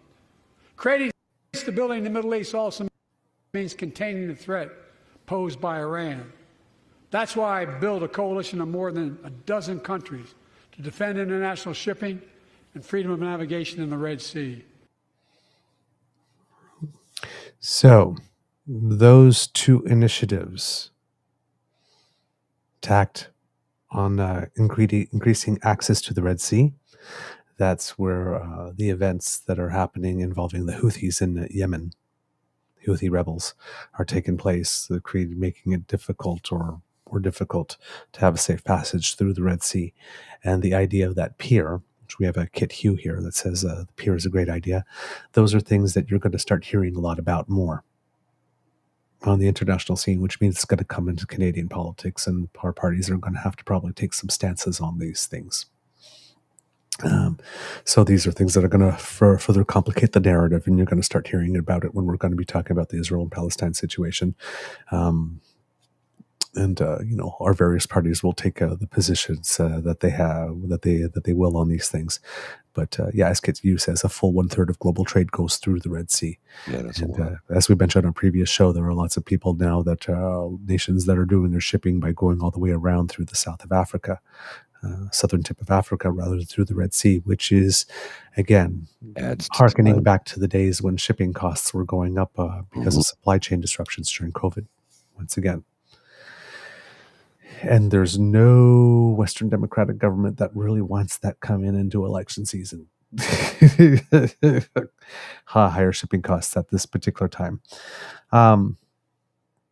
Then after that, of course, so that was the last big point. And then, of course, Joe Biden had a typical big finish with these State of the Union things, which, I could show it, but you know how all these things go where, the volume gets goes a little bit more up, and the speed goes a little bit more up, and it's delivered and it's hammered home. And he nailed that, which caused everybody to sort of think, gee, I doubted him, but maybe he really does have a chance at this. Wow, he was really sharp tonight. And wow, if there were any doubters, he surely silenced them. And that was the big buzz. So his State of the Union speech did do, and then some, that which people were saying needed to be done for him to sort of put that stuff at rest about him not being ready, not being prepared, and all that kind of stuff. Now, that's not going to stop the Republicans, of course, because, well, once they have a narrative, they never leave it under any circumstance whatsoever. True. Right? That's, again, whatever reality is, we disregard that and we continue on. That is the conservative playbook at the moment. But anybody who stopped in to watch that, or anybody who, the people who don't watch it because people, right, with social media, you're going for the clips. Just basically had clip after clip after clip after clip of him showing that he had it together. He was on top of it, delivering it well. Now, of course, we also know that President Biden, over the course of his life, had to overcome a stutter, which sometimes shows up a little bit when he does his speech. It's normal. It's normal. There were a couple of little moments, as we saw, which caused, of course, the former president, who hasn't missed a disability, who's not willing to mock. Yeah, no kidding. To attempt to make fun of Biden's stutter. Of course, that did not go over very well for the former president. Of course, it played well with all the usual suspects, right, that he appeals to. But he did not get overall good press because of that. Do you? I'm going to pivot a tiny little bit here. I say a tiny little bit because it's going to be dealing with Israel and what's going on. But I don't know if you saw this over the weekend or not. This was from, when was this? Was this Friday? Yeah, this was Friday evening. Friday at about 5:18 p.m. according to the timestamp. This was a tweet from Pierre Poilievre. I'll read it out for the folks at home. Trudeau paused, in quotation marks, UNRWA funding because of ties to terrorists and revelations that their employees took part in the October 7th attacks. A month later, he flip-flops. Pot, introduce yourself to the kettle. His next step, he will send out his MPs from Jewish ridings to criticize the latest decision so that liberals can be all things to all people. I'm sorry, he did what? He's going to, what? Jewish ridings? What? Could you, I'm sorry, what is that again now? I don't believe that is a thing because it isn't. Can you say anti-Semitism? Yeah. We have Tabitha Southey, who's a respected journalist, a self-described ink-stained wretch. Well, exactly, Donna. Exactly, Donna. What's a Jewish writing? Exactly. Writes for Maclean's, for Walrus Magazine, Globe and Mail, National Post, Elle Canada. She's been published all over. And Jewish writings, quote unquote. This isn't a slip of the tongue. Poilievre, who aims to represent Canada on the world stage, typed this out, proofread it, and then posted it, and there better be some pointed follow-up questions.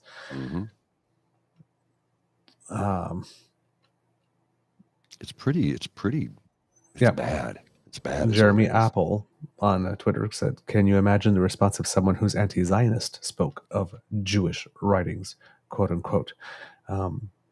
lightning catcher extraordinaire. Really, Pierre Poilievre, do they control certain areas, gated communities, or are we back to Warsaw Ghetto type Jewish communities? You really just can't help the casual racism, can you?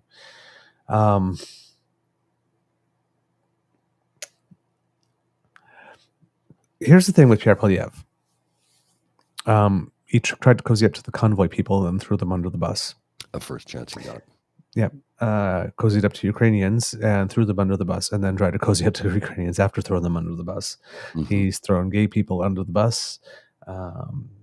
He's been campaigning mercilessly against Arab Canadians pretty much since September 11th, and Muslim Canadians. And then comes this thing, and he goes all in for Israel, fully all in, throwing the over 1 million Arab and Muslim Canadians overboard. And then when he has his vote marathon, votes against funding for a Holocaust museum, votes against in Montreal, votes against funding for a Jewish community center in Vancouver, and now starts making comments about Jewish writings, which made a lot of people think about the time during the Harper government when Jewish people started getting greeting cards, and all of the Jewish community wondering, why does the Prime Minister of Canada have a list of Jewish people? How does he know I'm Jewish? The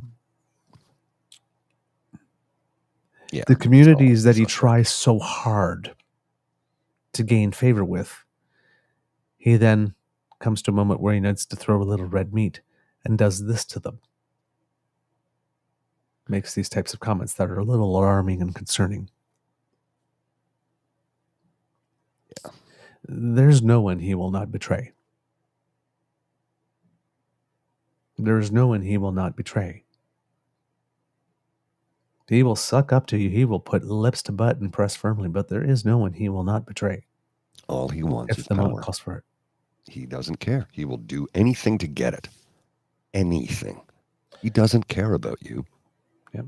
He will use you as a cudgel, as a wedge, as a sledge.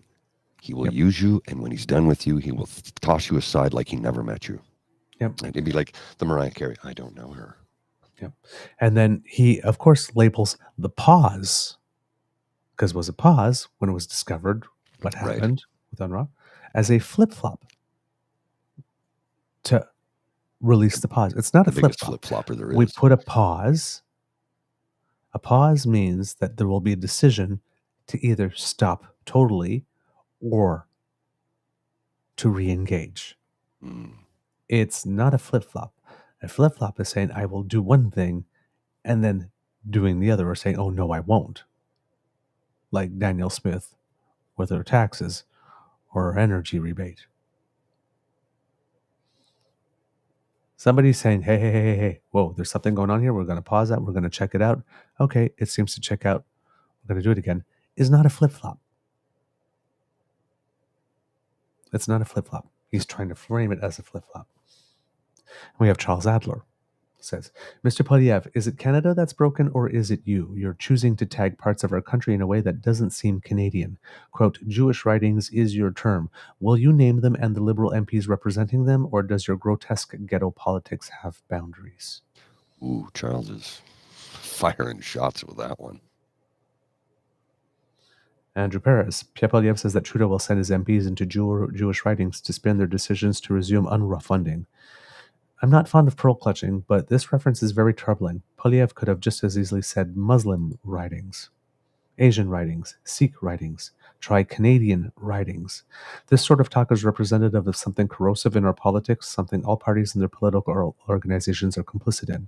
Parties must stop playing to diaspora politics, micro-targeting demographics, and pitting one ethnocultural group against another for perceived political gains. It's tribal behavior and has gone on far too long. I'm just reading something interesting here. From The Breach, September 11th, 2023, it says nearly half of Conservatives' governing executives are lobbyists. Nearly half. Yes. Holy shit. Yes. There are They do not have your interest in mind, my friends. Yep. They have corporate interests in mind. Like we knew about, what's her name? Sarah Byrne? Is Sarah Byrne? Jenny Byrne. Jenny Byrne, yeah. Lobbyists for Loblaws. But nearly half of the governing MPs are lobbyists for big corporations. But they want to say they're for the common people.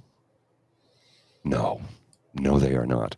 The common people are fodder for the economic meat grinder they will put us through if they ever gain power.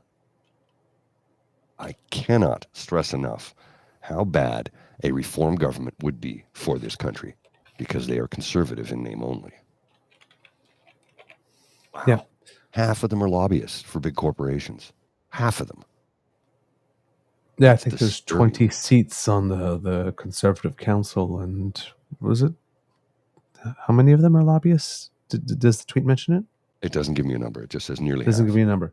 Yeah, I saw the number at one point. I had it's it is concerning, and Poilievre had come out and made this big statement about he'll be for the people and he won't be there for the lobbyists, and lobbyists are a waste of money or that type of thing, and it's like Pierre, have you asked Jenny and Melissa how they feel about what you just said? He said corporate lobbyists in Ottawa are utterly useless. Yeah. And the governing council of the Conservative Party of Canada has a shit ton of them on the council. Said nobody he will not throw under the bus. He just threw Jenny Byrne under the bus, and she's basically the one who runs the Conservative Party. He doesn't care. And all he wants is power. A majority portion of the people who are on the council of the party are lobbyists. He will use you, chew you up, and spit you out. He doesn't care about you. He cares about himself getting power. That is it. I don't know how many times I can say that. Maybe people will start to believe us if we can get the message out to enough people to understand what this government, what the Conservative Party, what the Reform Party, calling themselves conservative, would do to this country if they ever ascended to power, if they ever formed government. These are not good people. They do not have your interest in mind. Most of them are lobbyists for big corporations. What do you think they're going to do? We're going to axe the tax, which means we're going to cut services so we can give more money to corporations. How much corporate welfare will that party deliver? Because they'll be giving them grants left, right, and center. I mean, I'm still upset about Loblaws getting $12 million for new freezers. I know why it happened, because they applied and they qualified. And if you can qualify, you can apply, which is why they got it. I didn't like it. I understand that it does have economic benefits to all of us in the end. I just don't like it when $1 billion corporation gets money from the taxpayer. That's my take. The program is put together so that you can apply, and if you meet the criteria, here's the money. So nobody did anything wrong. I just didn't care for it. There's a difference. So we have a Biden State of the Union, and we have, hey, like I said, when I say that there was praise, we have Evan Scrimshaw here in Canada. It was a bit cynical. I knew where this ending was going before Joe even started it, but even my cold, cynical heart has only one response: 4 more fucking years. Brian Behar: I had a lot of varied expectations for tonight's State of the Union. I did not expect to be crying at the end, but when President Biden summed up his story as a lifelong commitment to decency, compassion, optimism, and democracy, that got me where it counts. Peggy Blair, noted author: the problem when you keep telling public that a politician is old and demented and feeble is that when they turn out to be vigorous and passionate and clear-headed, you lose all credibility. And it just goes on and on and on and on. Rick Wilson: can we dispose with the media fantasy that Biden isn't ready for the fight? This speech was a barn burner. I've heard a lot of State of Union addresses in my lifetime. I have to say that was beyond a doubt the best one I've ever heard. It's just, Absolutely. Mm. Absolutely. Michael Smerconish, working for CNN. Biden skeptic. I'm not sticking around for the post commentary. I know what I've just seen. If he had a bad night, I'd say so. But Joe Biden was strong tonight, and anyone who says otherwise is wrong. And I've been clear about my own concerns as to his age, alacrity. Not tonight. Mm-hmm. Now, if you watched Saturday Night Live, yeah, I did. I saw Scarlett Johansson on the cold open. Wow, that was good. Okay, we can't play it. We can't play it. No, we can't play that. But what we can play is the speech she made fun of. Oh my word! She mocked. The speech she mocked. Now, here's what's her name? a pro tip. What's her name? Katie Britt. Sorry. Yeah, Katie Britt. Now, for our American friends who do watch, a very, very pro tip, and if there happen to be any Republican viewers watching, in the United States is, if you are a member of the Republican Congress and you get asked or handed the quote unquote, Skippy air quotes, honor of delivering the response to the State of the Union, don't accept it. Sirens, neon signs pointing to you, that's a sign that your party views you as a lamb they can afford to send to the slaughter. Because some of the comments, oh my God. Republican responses to, the most famous one is Bobby Jindal's. Yeah. That one I can remember. It's seared into my brain. It literally is, yes, exactly. Don't invade Afghanistan and don't respond to the State of the Union address. One of the comments, she delivers this whole thing like she just unalived the person who was supposed to give the speech. Yeah. Right. Oh, the one comment I wanted to make before I get it about the Israel-Palestine thing, you will notice that he spent the majority of his time talking about doing well for Palestine and Israel's responsibilities. Mm. Yes.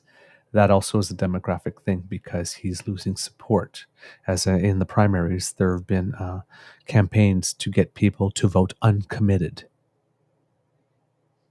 And particular campaigns for Arab Americans and their allies and supporters to vote uncommitted in the primaries. And like for example, in Michigan, the uncommitted got over 10%. So as Bo of the Fifth Column says, that's enough to get the president to pick up the call. It may not be enough to sway him to take another course, but it's enough to get his attention for him to take your call. Mm-hmm. So there's a movement on that. He with the margins being thin, the votes of Arab Americans can be crucial in whether or not the delegates go the Republicans or the Democrats' way in the next federal election. So he needs to be seen as holding Israel's feet to the fire. Mm. Right. Now, I do not have words to describe what it is that I'm about to show you. It's bizarre. It is really, really, really bizarre.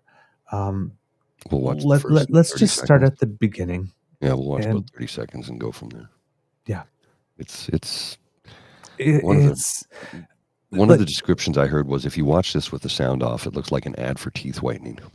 It really does. And here's the thing, kids, is I was trying to, it's about 17 minutes long, her response. Yeah, we're not and I was the whole thing. Trying to isolate clips. And it's one bizarre thing after another. Well, that's the thing, right? I got to between the start and the first 9 minutes, I kept on going, I will stop here. And then the next thing that came, mm-hmm. and I couldn't find a stopping point. And the reason why is because it's how quickly things shift from one tone completely to another. It's how it's like if we were having I was talking to Mr. Grizzly about, oh, what's going on in Palestine is terrible. And he turns around and goes, I like cake. Mm-hmm. Mm-hmm. Like Okay, total non sequitur. let's talk about cake. Oh my God, what's happening to these poor people in Nigeria? What? The emotional, like there's no.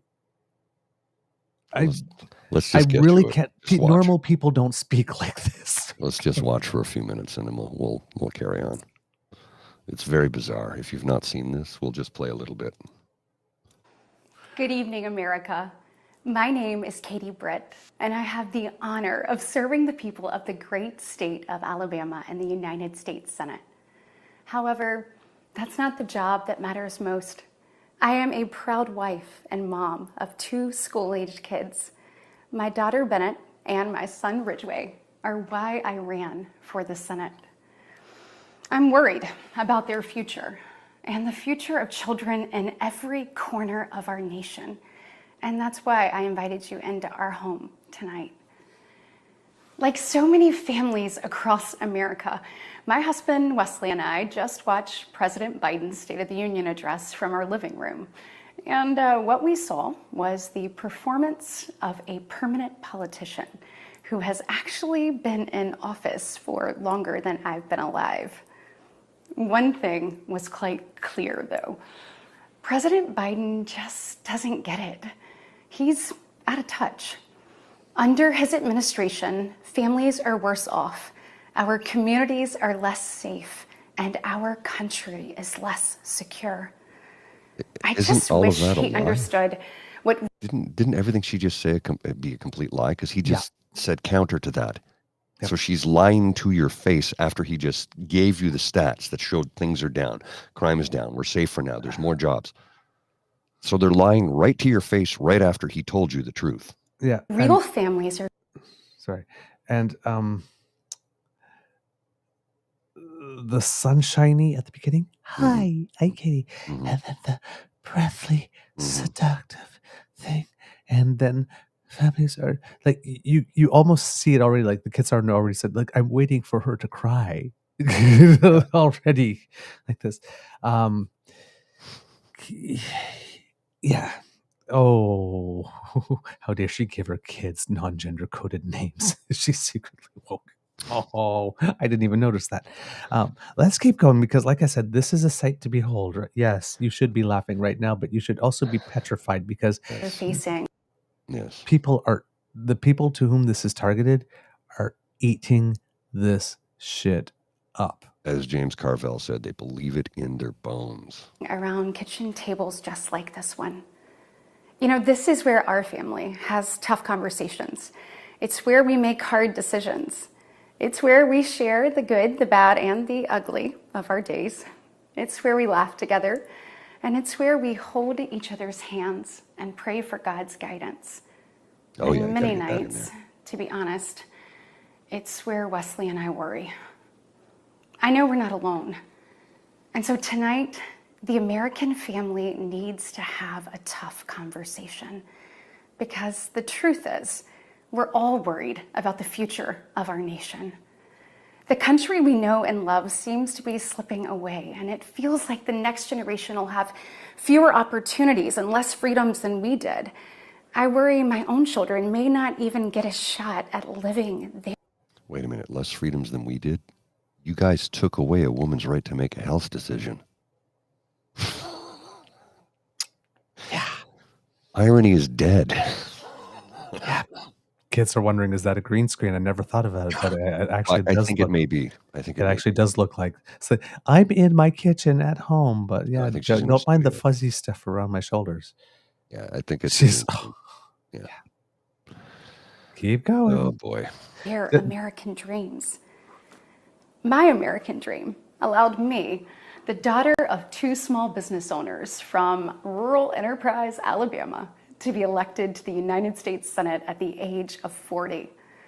Growing up, sweeping the floor at my dad's hardware store and cleaning the bathroom at my mom's dance studio, I never could have imagined what my story would entail. to think about what the American dream can do across just one generation, in just one lifetime. It's truly breathtaking. But right now, the American dream has turned into a nightmare for so many families. The true, unvarnished state of our union begins and ends with this. Our families are hurting. Our country can do better. And you don't have to look any further than the crisis at our southern border to see it. President Biden inherited the most secure border of all time. But minutes after taking office, he suspended all deportations, he halted construction of the border wall, and he announced a plan to give amnesty to millions. We know that President Biden didn't just create this border crisis, he invited it with 94 executive actions in his first 100 days. When I took office, I took a different approach. I traveled to the Del Rio sector of Texas. That's where I spoke to a woman who shared her story with me. She had been sex trafficked by the cartels starting at the age of 12.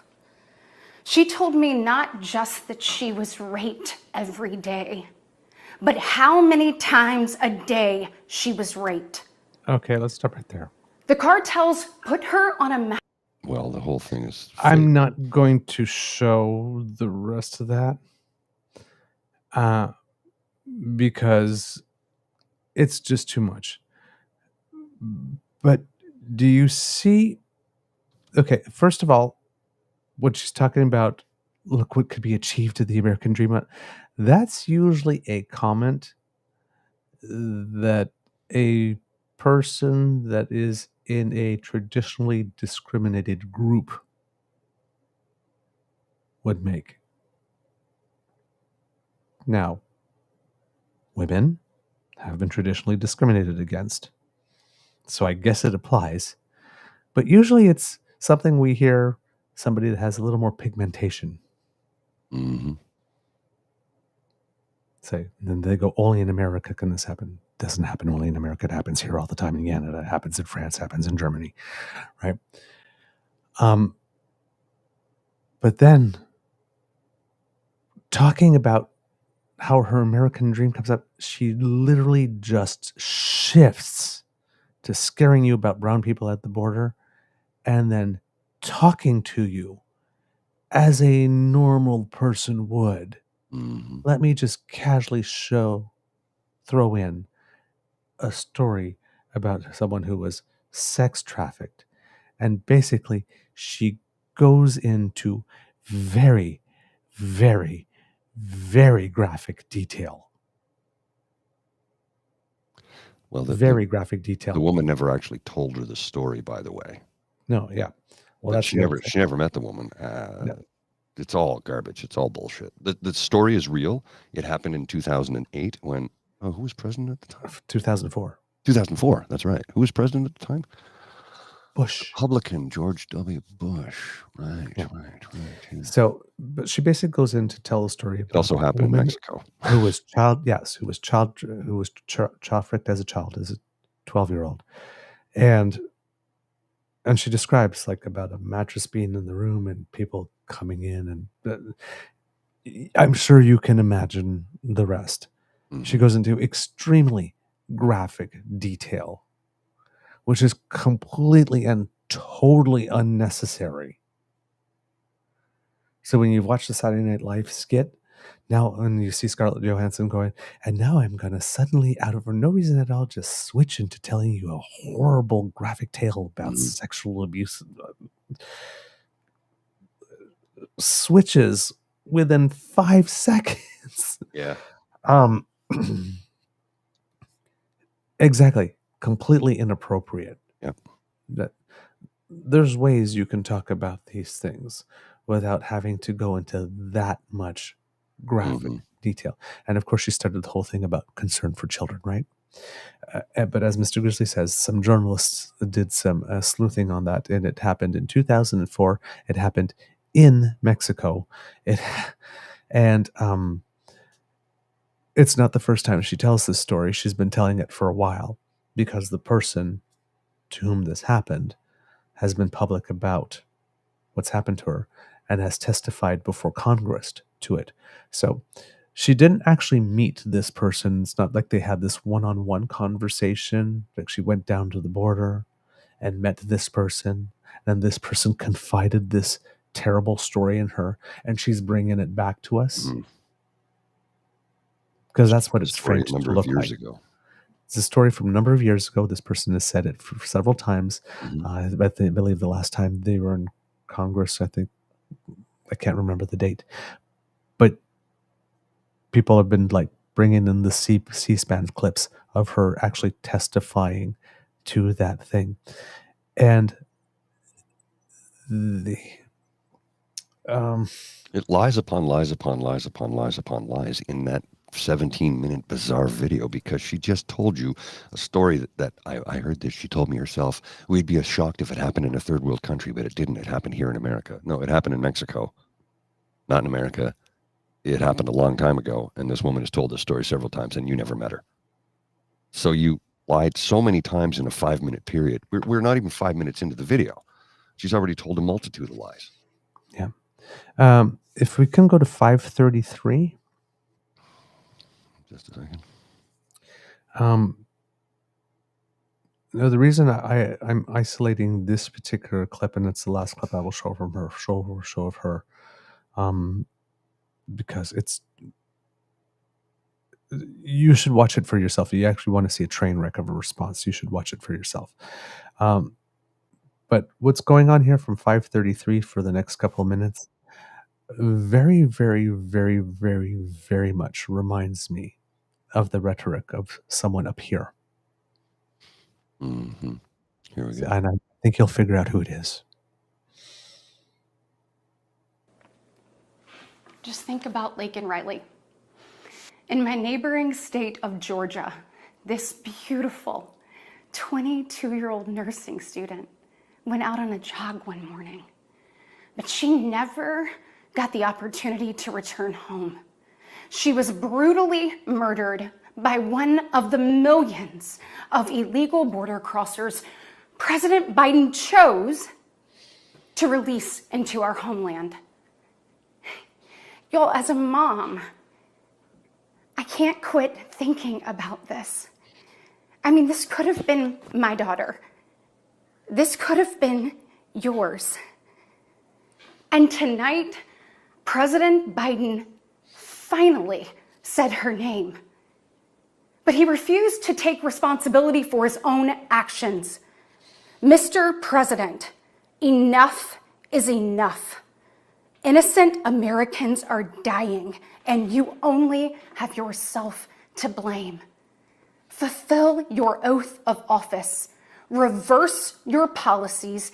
End this crisis and stop the suffering. Sadly, we know that President Biden's failures don't stop there. His reckless spending dug our economy into a hole and sent the cost of living through the roof. We have the worst inflation in 40 years and the highest credit card debt in our nation's history. Let that sink in. Hardworking. That's personal spending. What does that got to do with the... She literally just switched. Wow. From someone being murdered on a jog to inflation. Did you see that happen? Yeah, in real time. That was in real bizarre. time. Like this. The whole speech was like that, moving from one mood to another.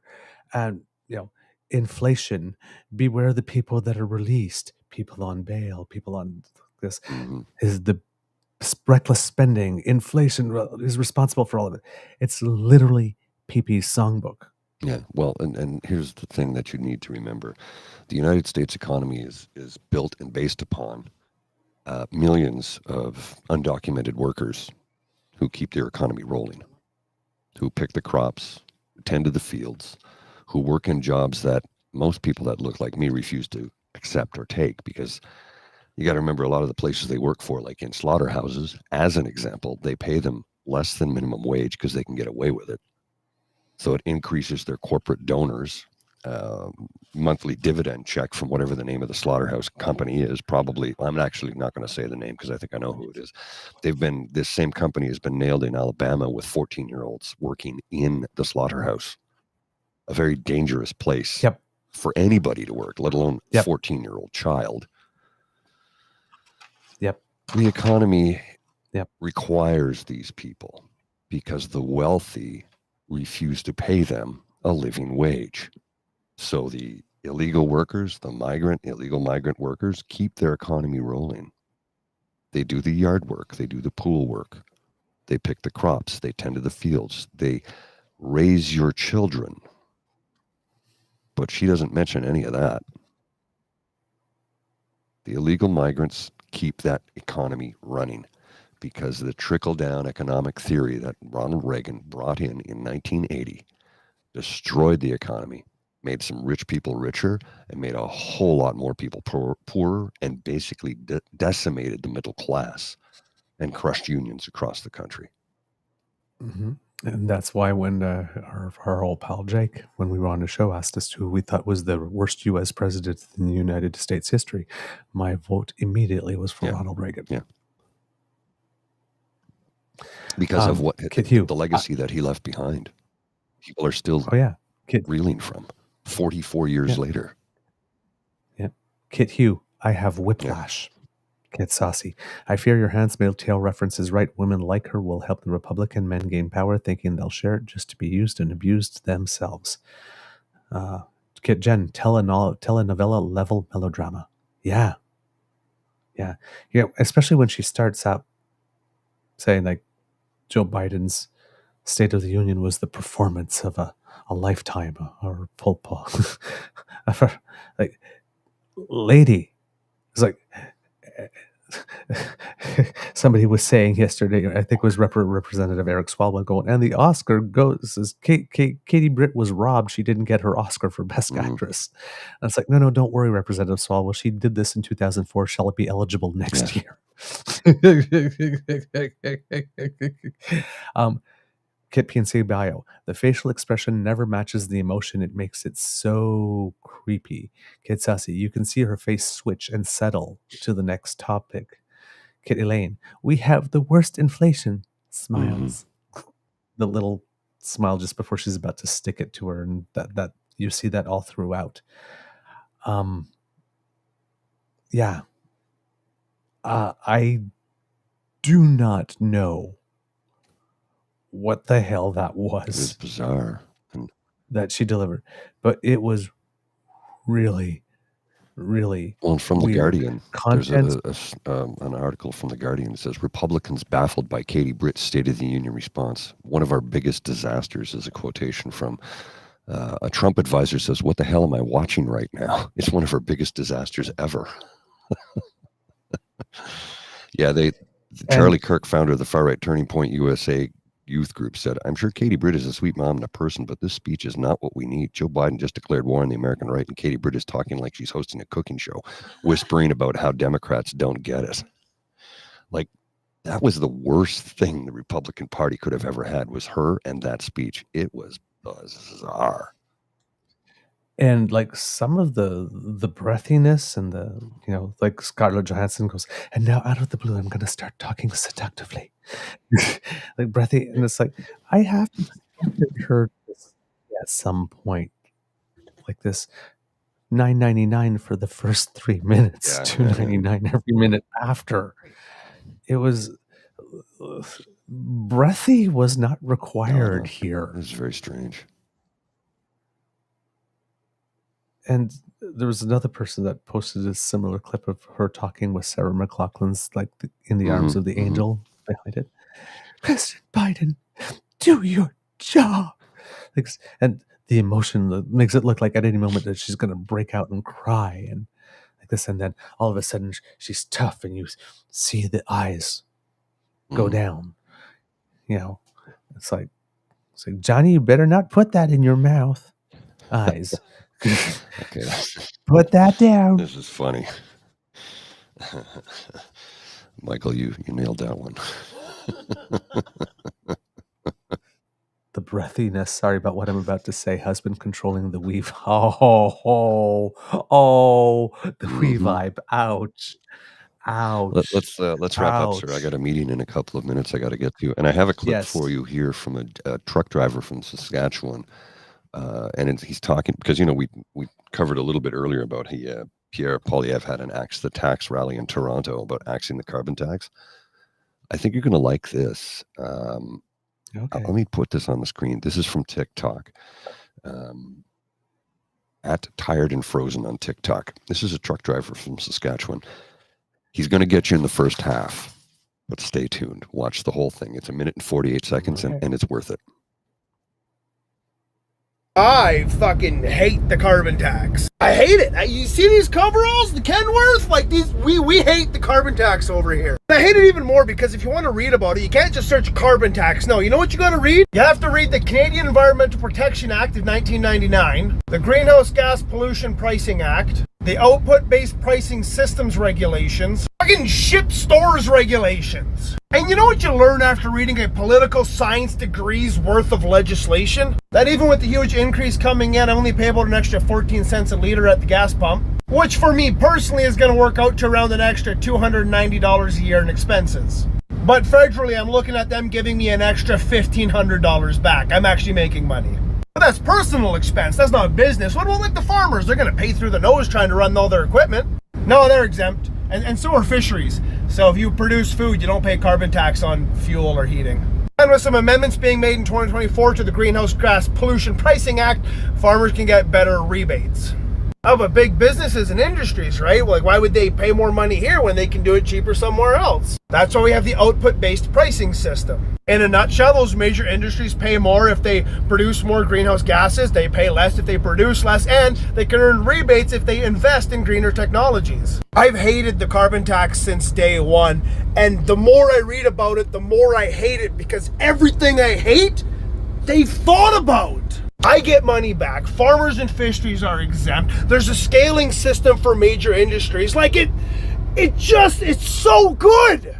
It just wrecks my whole worldview on. Oh, fuck.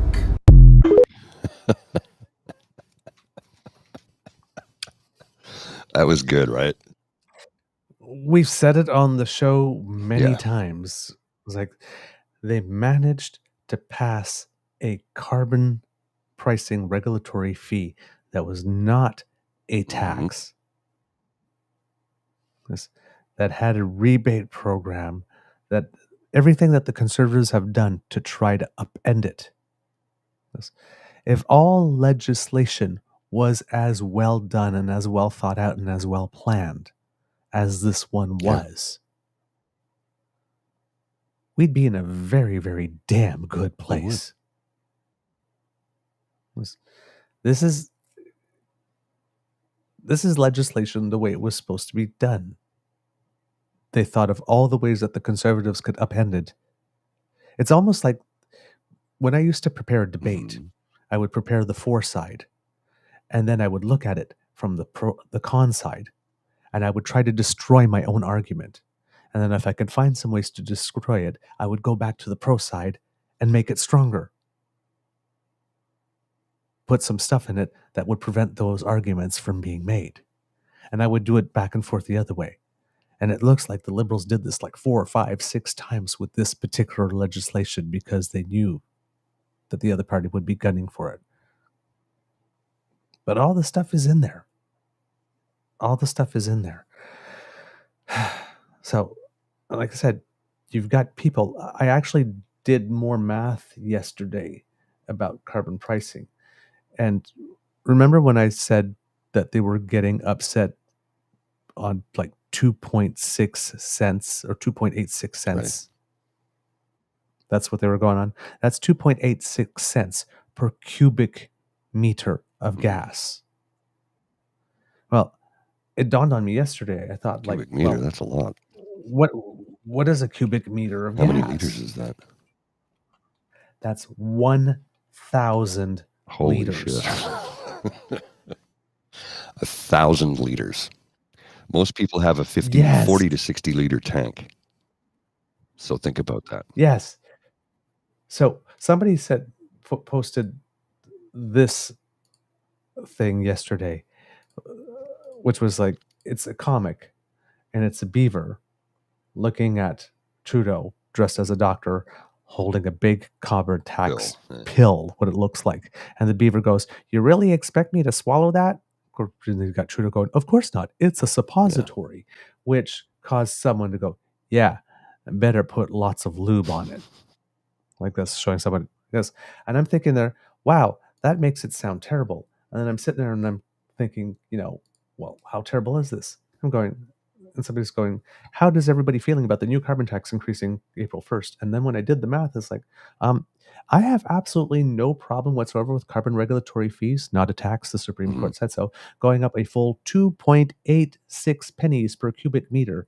That's 1,000 liters of gas, or 0.0000286 cents a liter. So yeah, not much.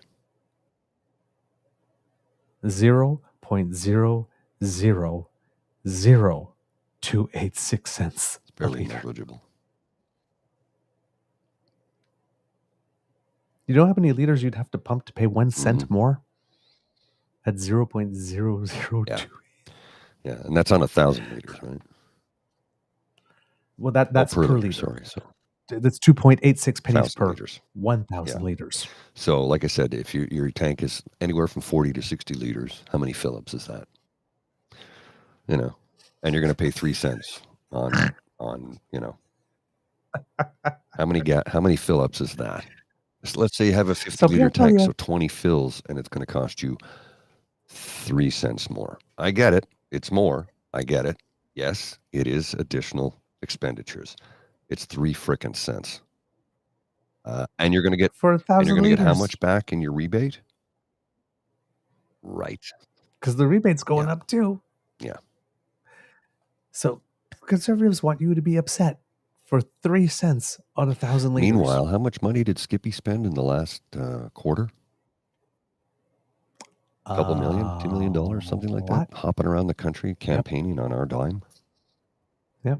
Meanwhile, how much has your housing insurance gone up this year? Because they won't address climate change.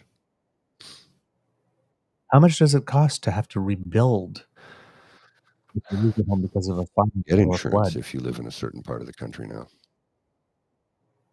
Yeah, Michael. But after I fill up, I'll stop at Starbucks for $7 coffee, or I'll go to a Pierre Poilievre rally and buy a $40 T-shirt, what the f. Well, the other one that always made me chuckle when somebody said it to me, I go, you know what? It's valid point. Go and pull up to the gas station, go $1.49 a liter. Holy shit, that's absurd. And then spend $3.50 on half a liter of water in the convenience store at the gas station. I'm like, yeah, okay. But the thing is, I'm not buying 50 liters of water at a time. But sure, when you get right down to it, gasoline is one of the cheapest commodities you can buy. You just happen to buy a lot of it in one shot. And oh yeah, that's a good point out too, Saucy. $7,000 water bill at Stornoway. The guy spent $7,000 on water.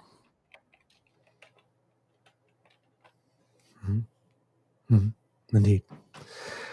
Mr. Grizzly, do we have a show? Indeed, sir. Yes. That's the end of this episode of the Daily Beaver podcast, or the Daily Beaver Morning Show. We hope that you like listening to us because we loved making this for you. Now, of course, sharing is caring, and you have the mouth from which we want the words to be shared. So please tell your peeps and poops all about us. And before I forget, Kit Toronto Dan, great interview with Mike Schreiner. Yep, we enjoyed it. If you have some time, please do check it out. Go to Toronto Dan's feed and take a listen to it. Hopefully I'll be able to find the clip and put it, not the clip, the link, and put it in the chat for everyone before we leave today. If you do not want to miss an episode, you do not have to, thanks to the Ray Girl who sponsored our pod page. That's podpage.com/the True North Eager Beaver, lowercase letters with a hyphen between each one of those words. If you subscribe there, when we have something fresh off the bandwidth, it will come directly into your inbox. And if you would like to support us in other ways, please, please, please, make like Kit Elaine and go to our True North Eager Beaver YouTube site, where you can click our buttons, like, share, subscribe, lick, tweak, click them all. We love it when you do it. It makes us feel real good. And right now, Chris Grizzly just put up a squiggly by his head right there that you can do that. And if you scan that, it'll bring you right to our YouTube Yeah, you might page. be watching this on Twitter or Facebook or any one of a number of different platforms. This will take you directly to our YouTube page, and you can join us there. And if you want, I can even, hang on a second here, I'll put it on the screen. If you want, you can take a snapshot of that and go to YouTube at youtube.com/@True North Eager Beaver Media, and that'll take you right to our YouTube page, where you'll be able to join the Kits and Cubs in the chat. There you go. And if you'd like to support us in other ways, the squiggly that now appears brings you to the Emergency Hydration Fund here at the Beaver Lodge. So, and which is through our coffee page, ko-fi.com/eagerbeaver, lowercase letters, all in one word. And that way, if you have a couple of toonies or loonies floating around in your pocket and you would like to donate them to this good cause to help us produce this episode and these episodes for you, we really, really would appreciate that. Thank you very much. Your generosity means the world to us. But of course, your gift of your attention is the one that's the most important to us.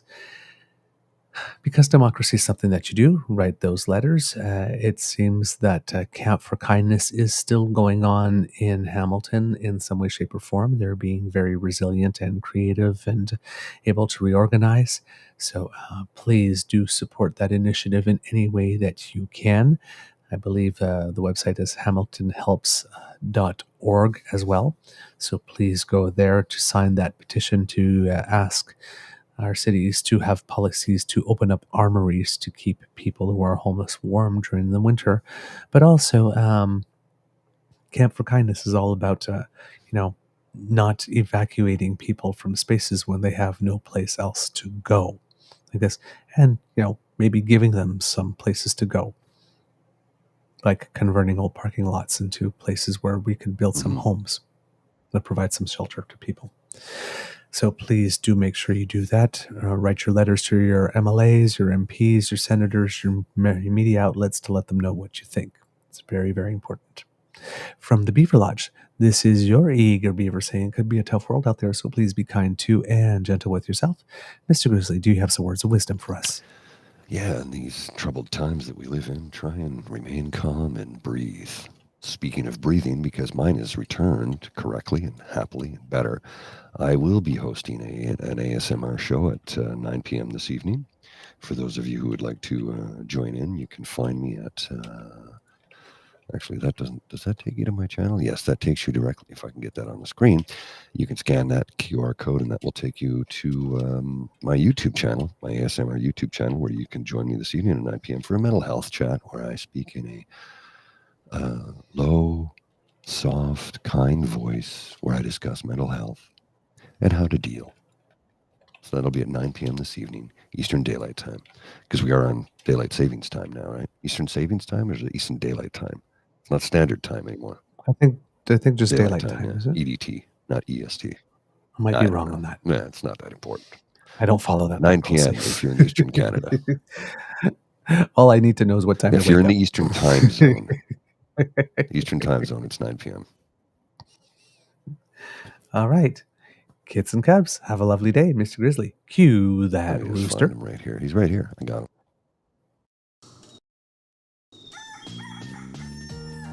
You are listening to the Incorporated Podcast. The True North Eager Beaver podcasts are proudly brought to you by our founding sponsors, the Misfit Mysteries from Corvid Moon Publishing, your source for science fiction, fantasy, and cozy mysteries featuring a broad diversity of characters. CanadianTarot.com, your uniquely Canadian online eclectic tarot community, and the Peppermaster, hot pepper sauces made from farm-fresh ingredients to thrill your taste buds and expand your mind. We are grateful to the Crier Media Network for its support, Pete Jarvis for our artwork, and Paul Joseph Something for our opening and closing sequence music.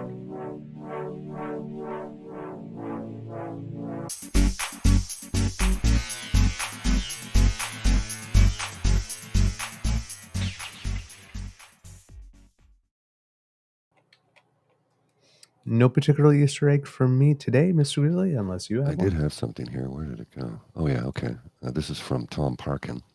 And let's see how we can blame Justin Trudeau on this, because, somebody somewhere will try and do that. But this is Ford PCs hike home heating costs again, overruling the Ontario Energy Board and forcing customers to pay an extra $1 billion to Enbridge over the next 4 years. PCs to take more than $300 from the pocket of each Enbridge customer, according to Merritt Stiles from the New Democratic Party of the province of Ontario. So, yeah, once again, the conservatives, the fiscally responsible conservatives, like they like to tell you they are screwing you over to make rich people richer. That's it. That's There you all. go. They don't care. See you later. That's it. That's the Easter egg.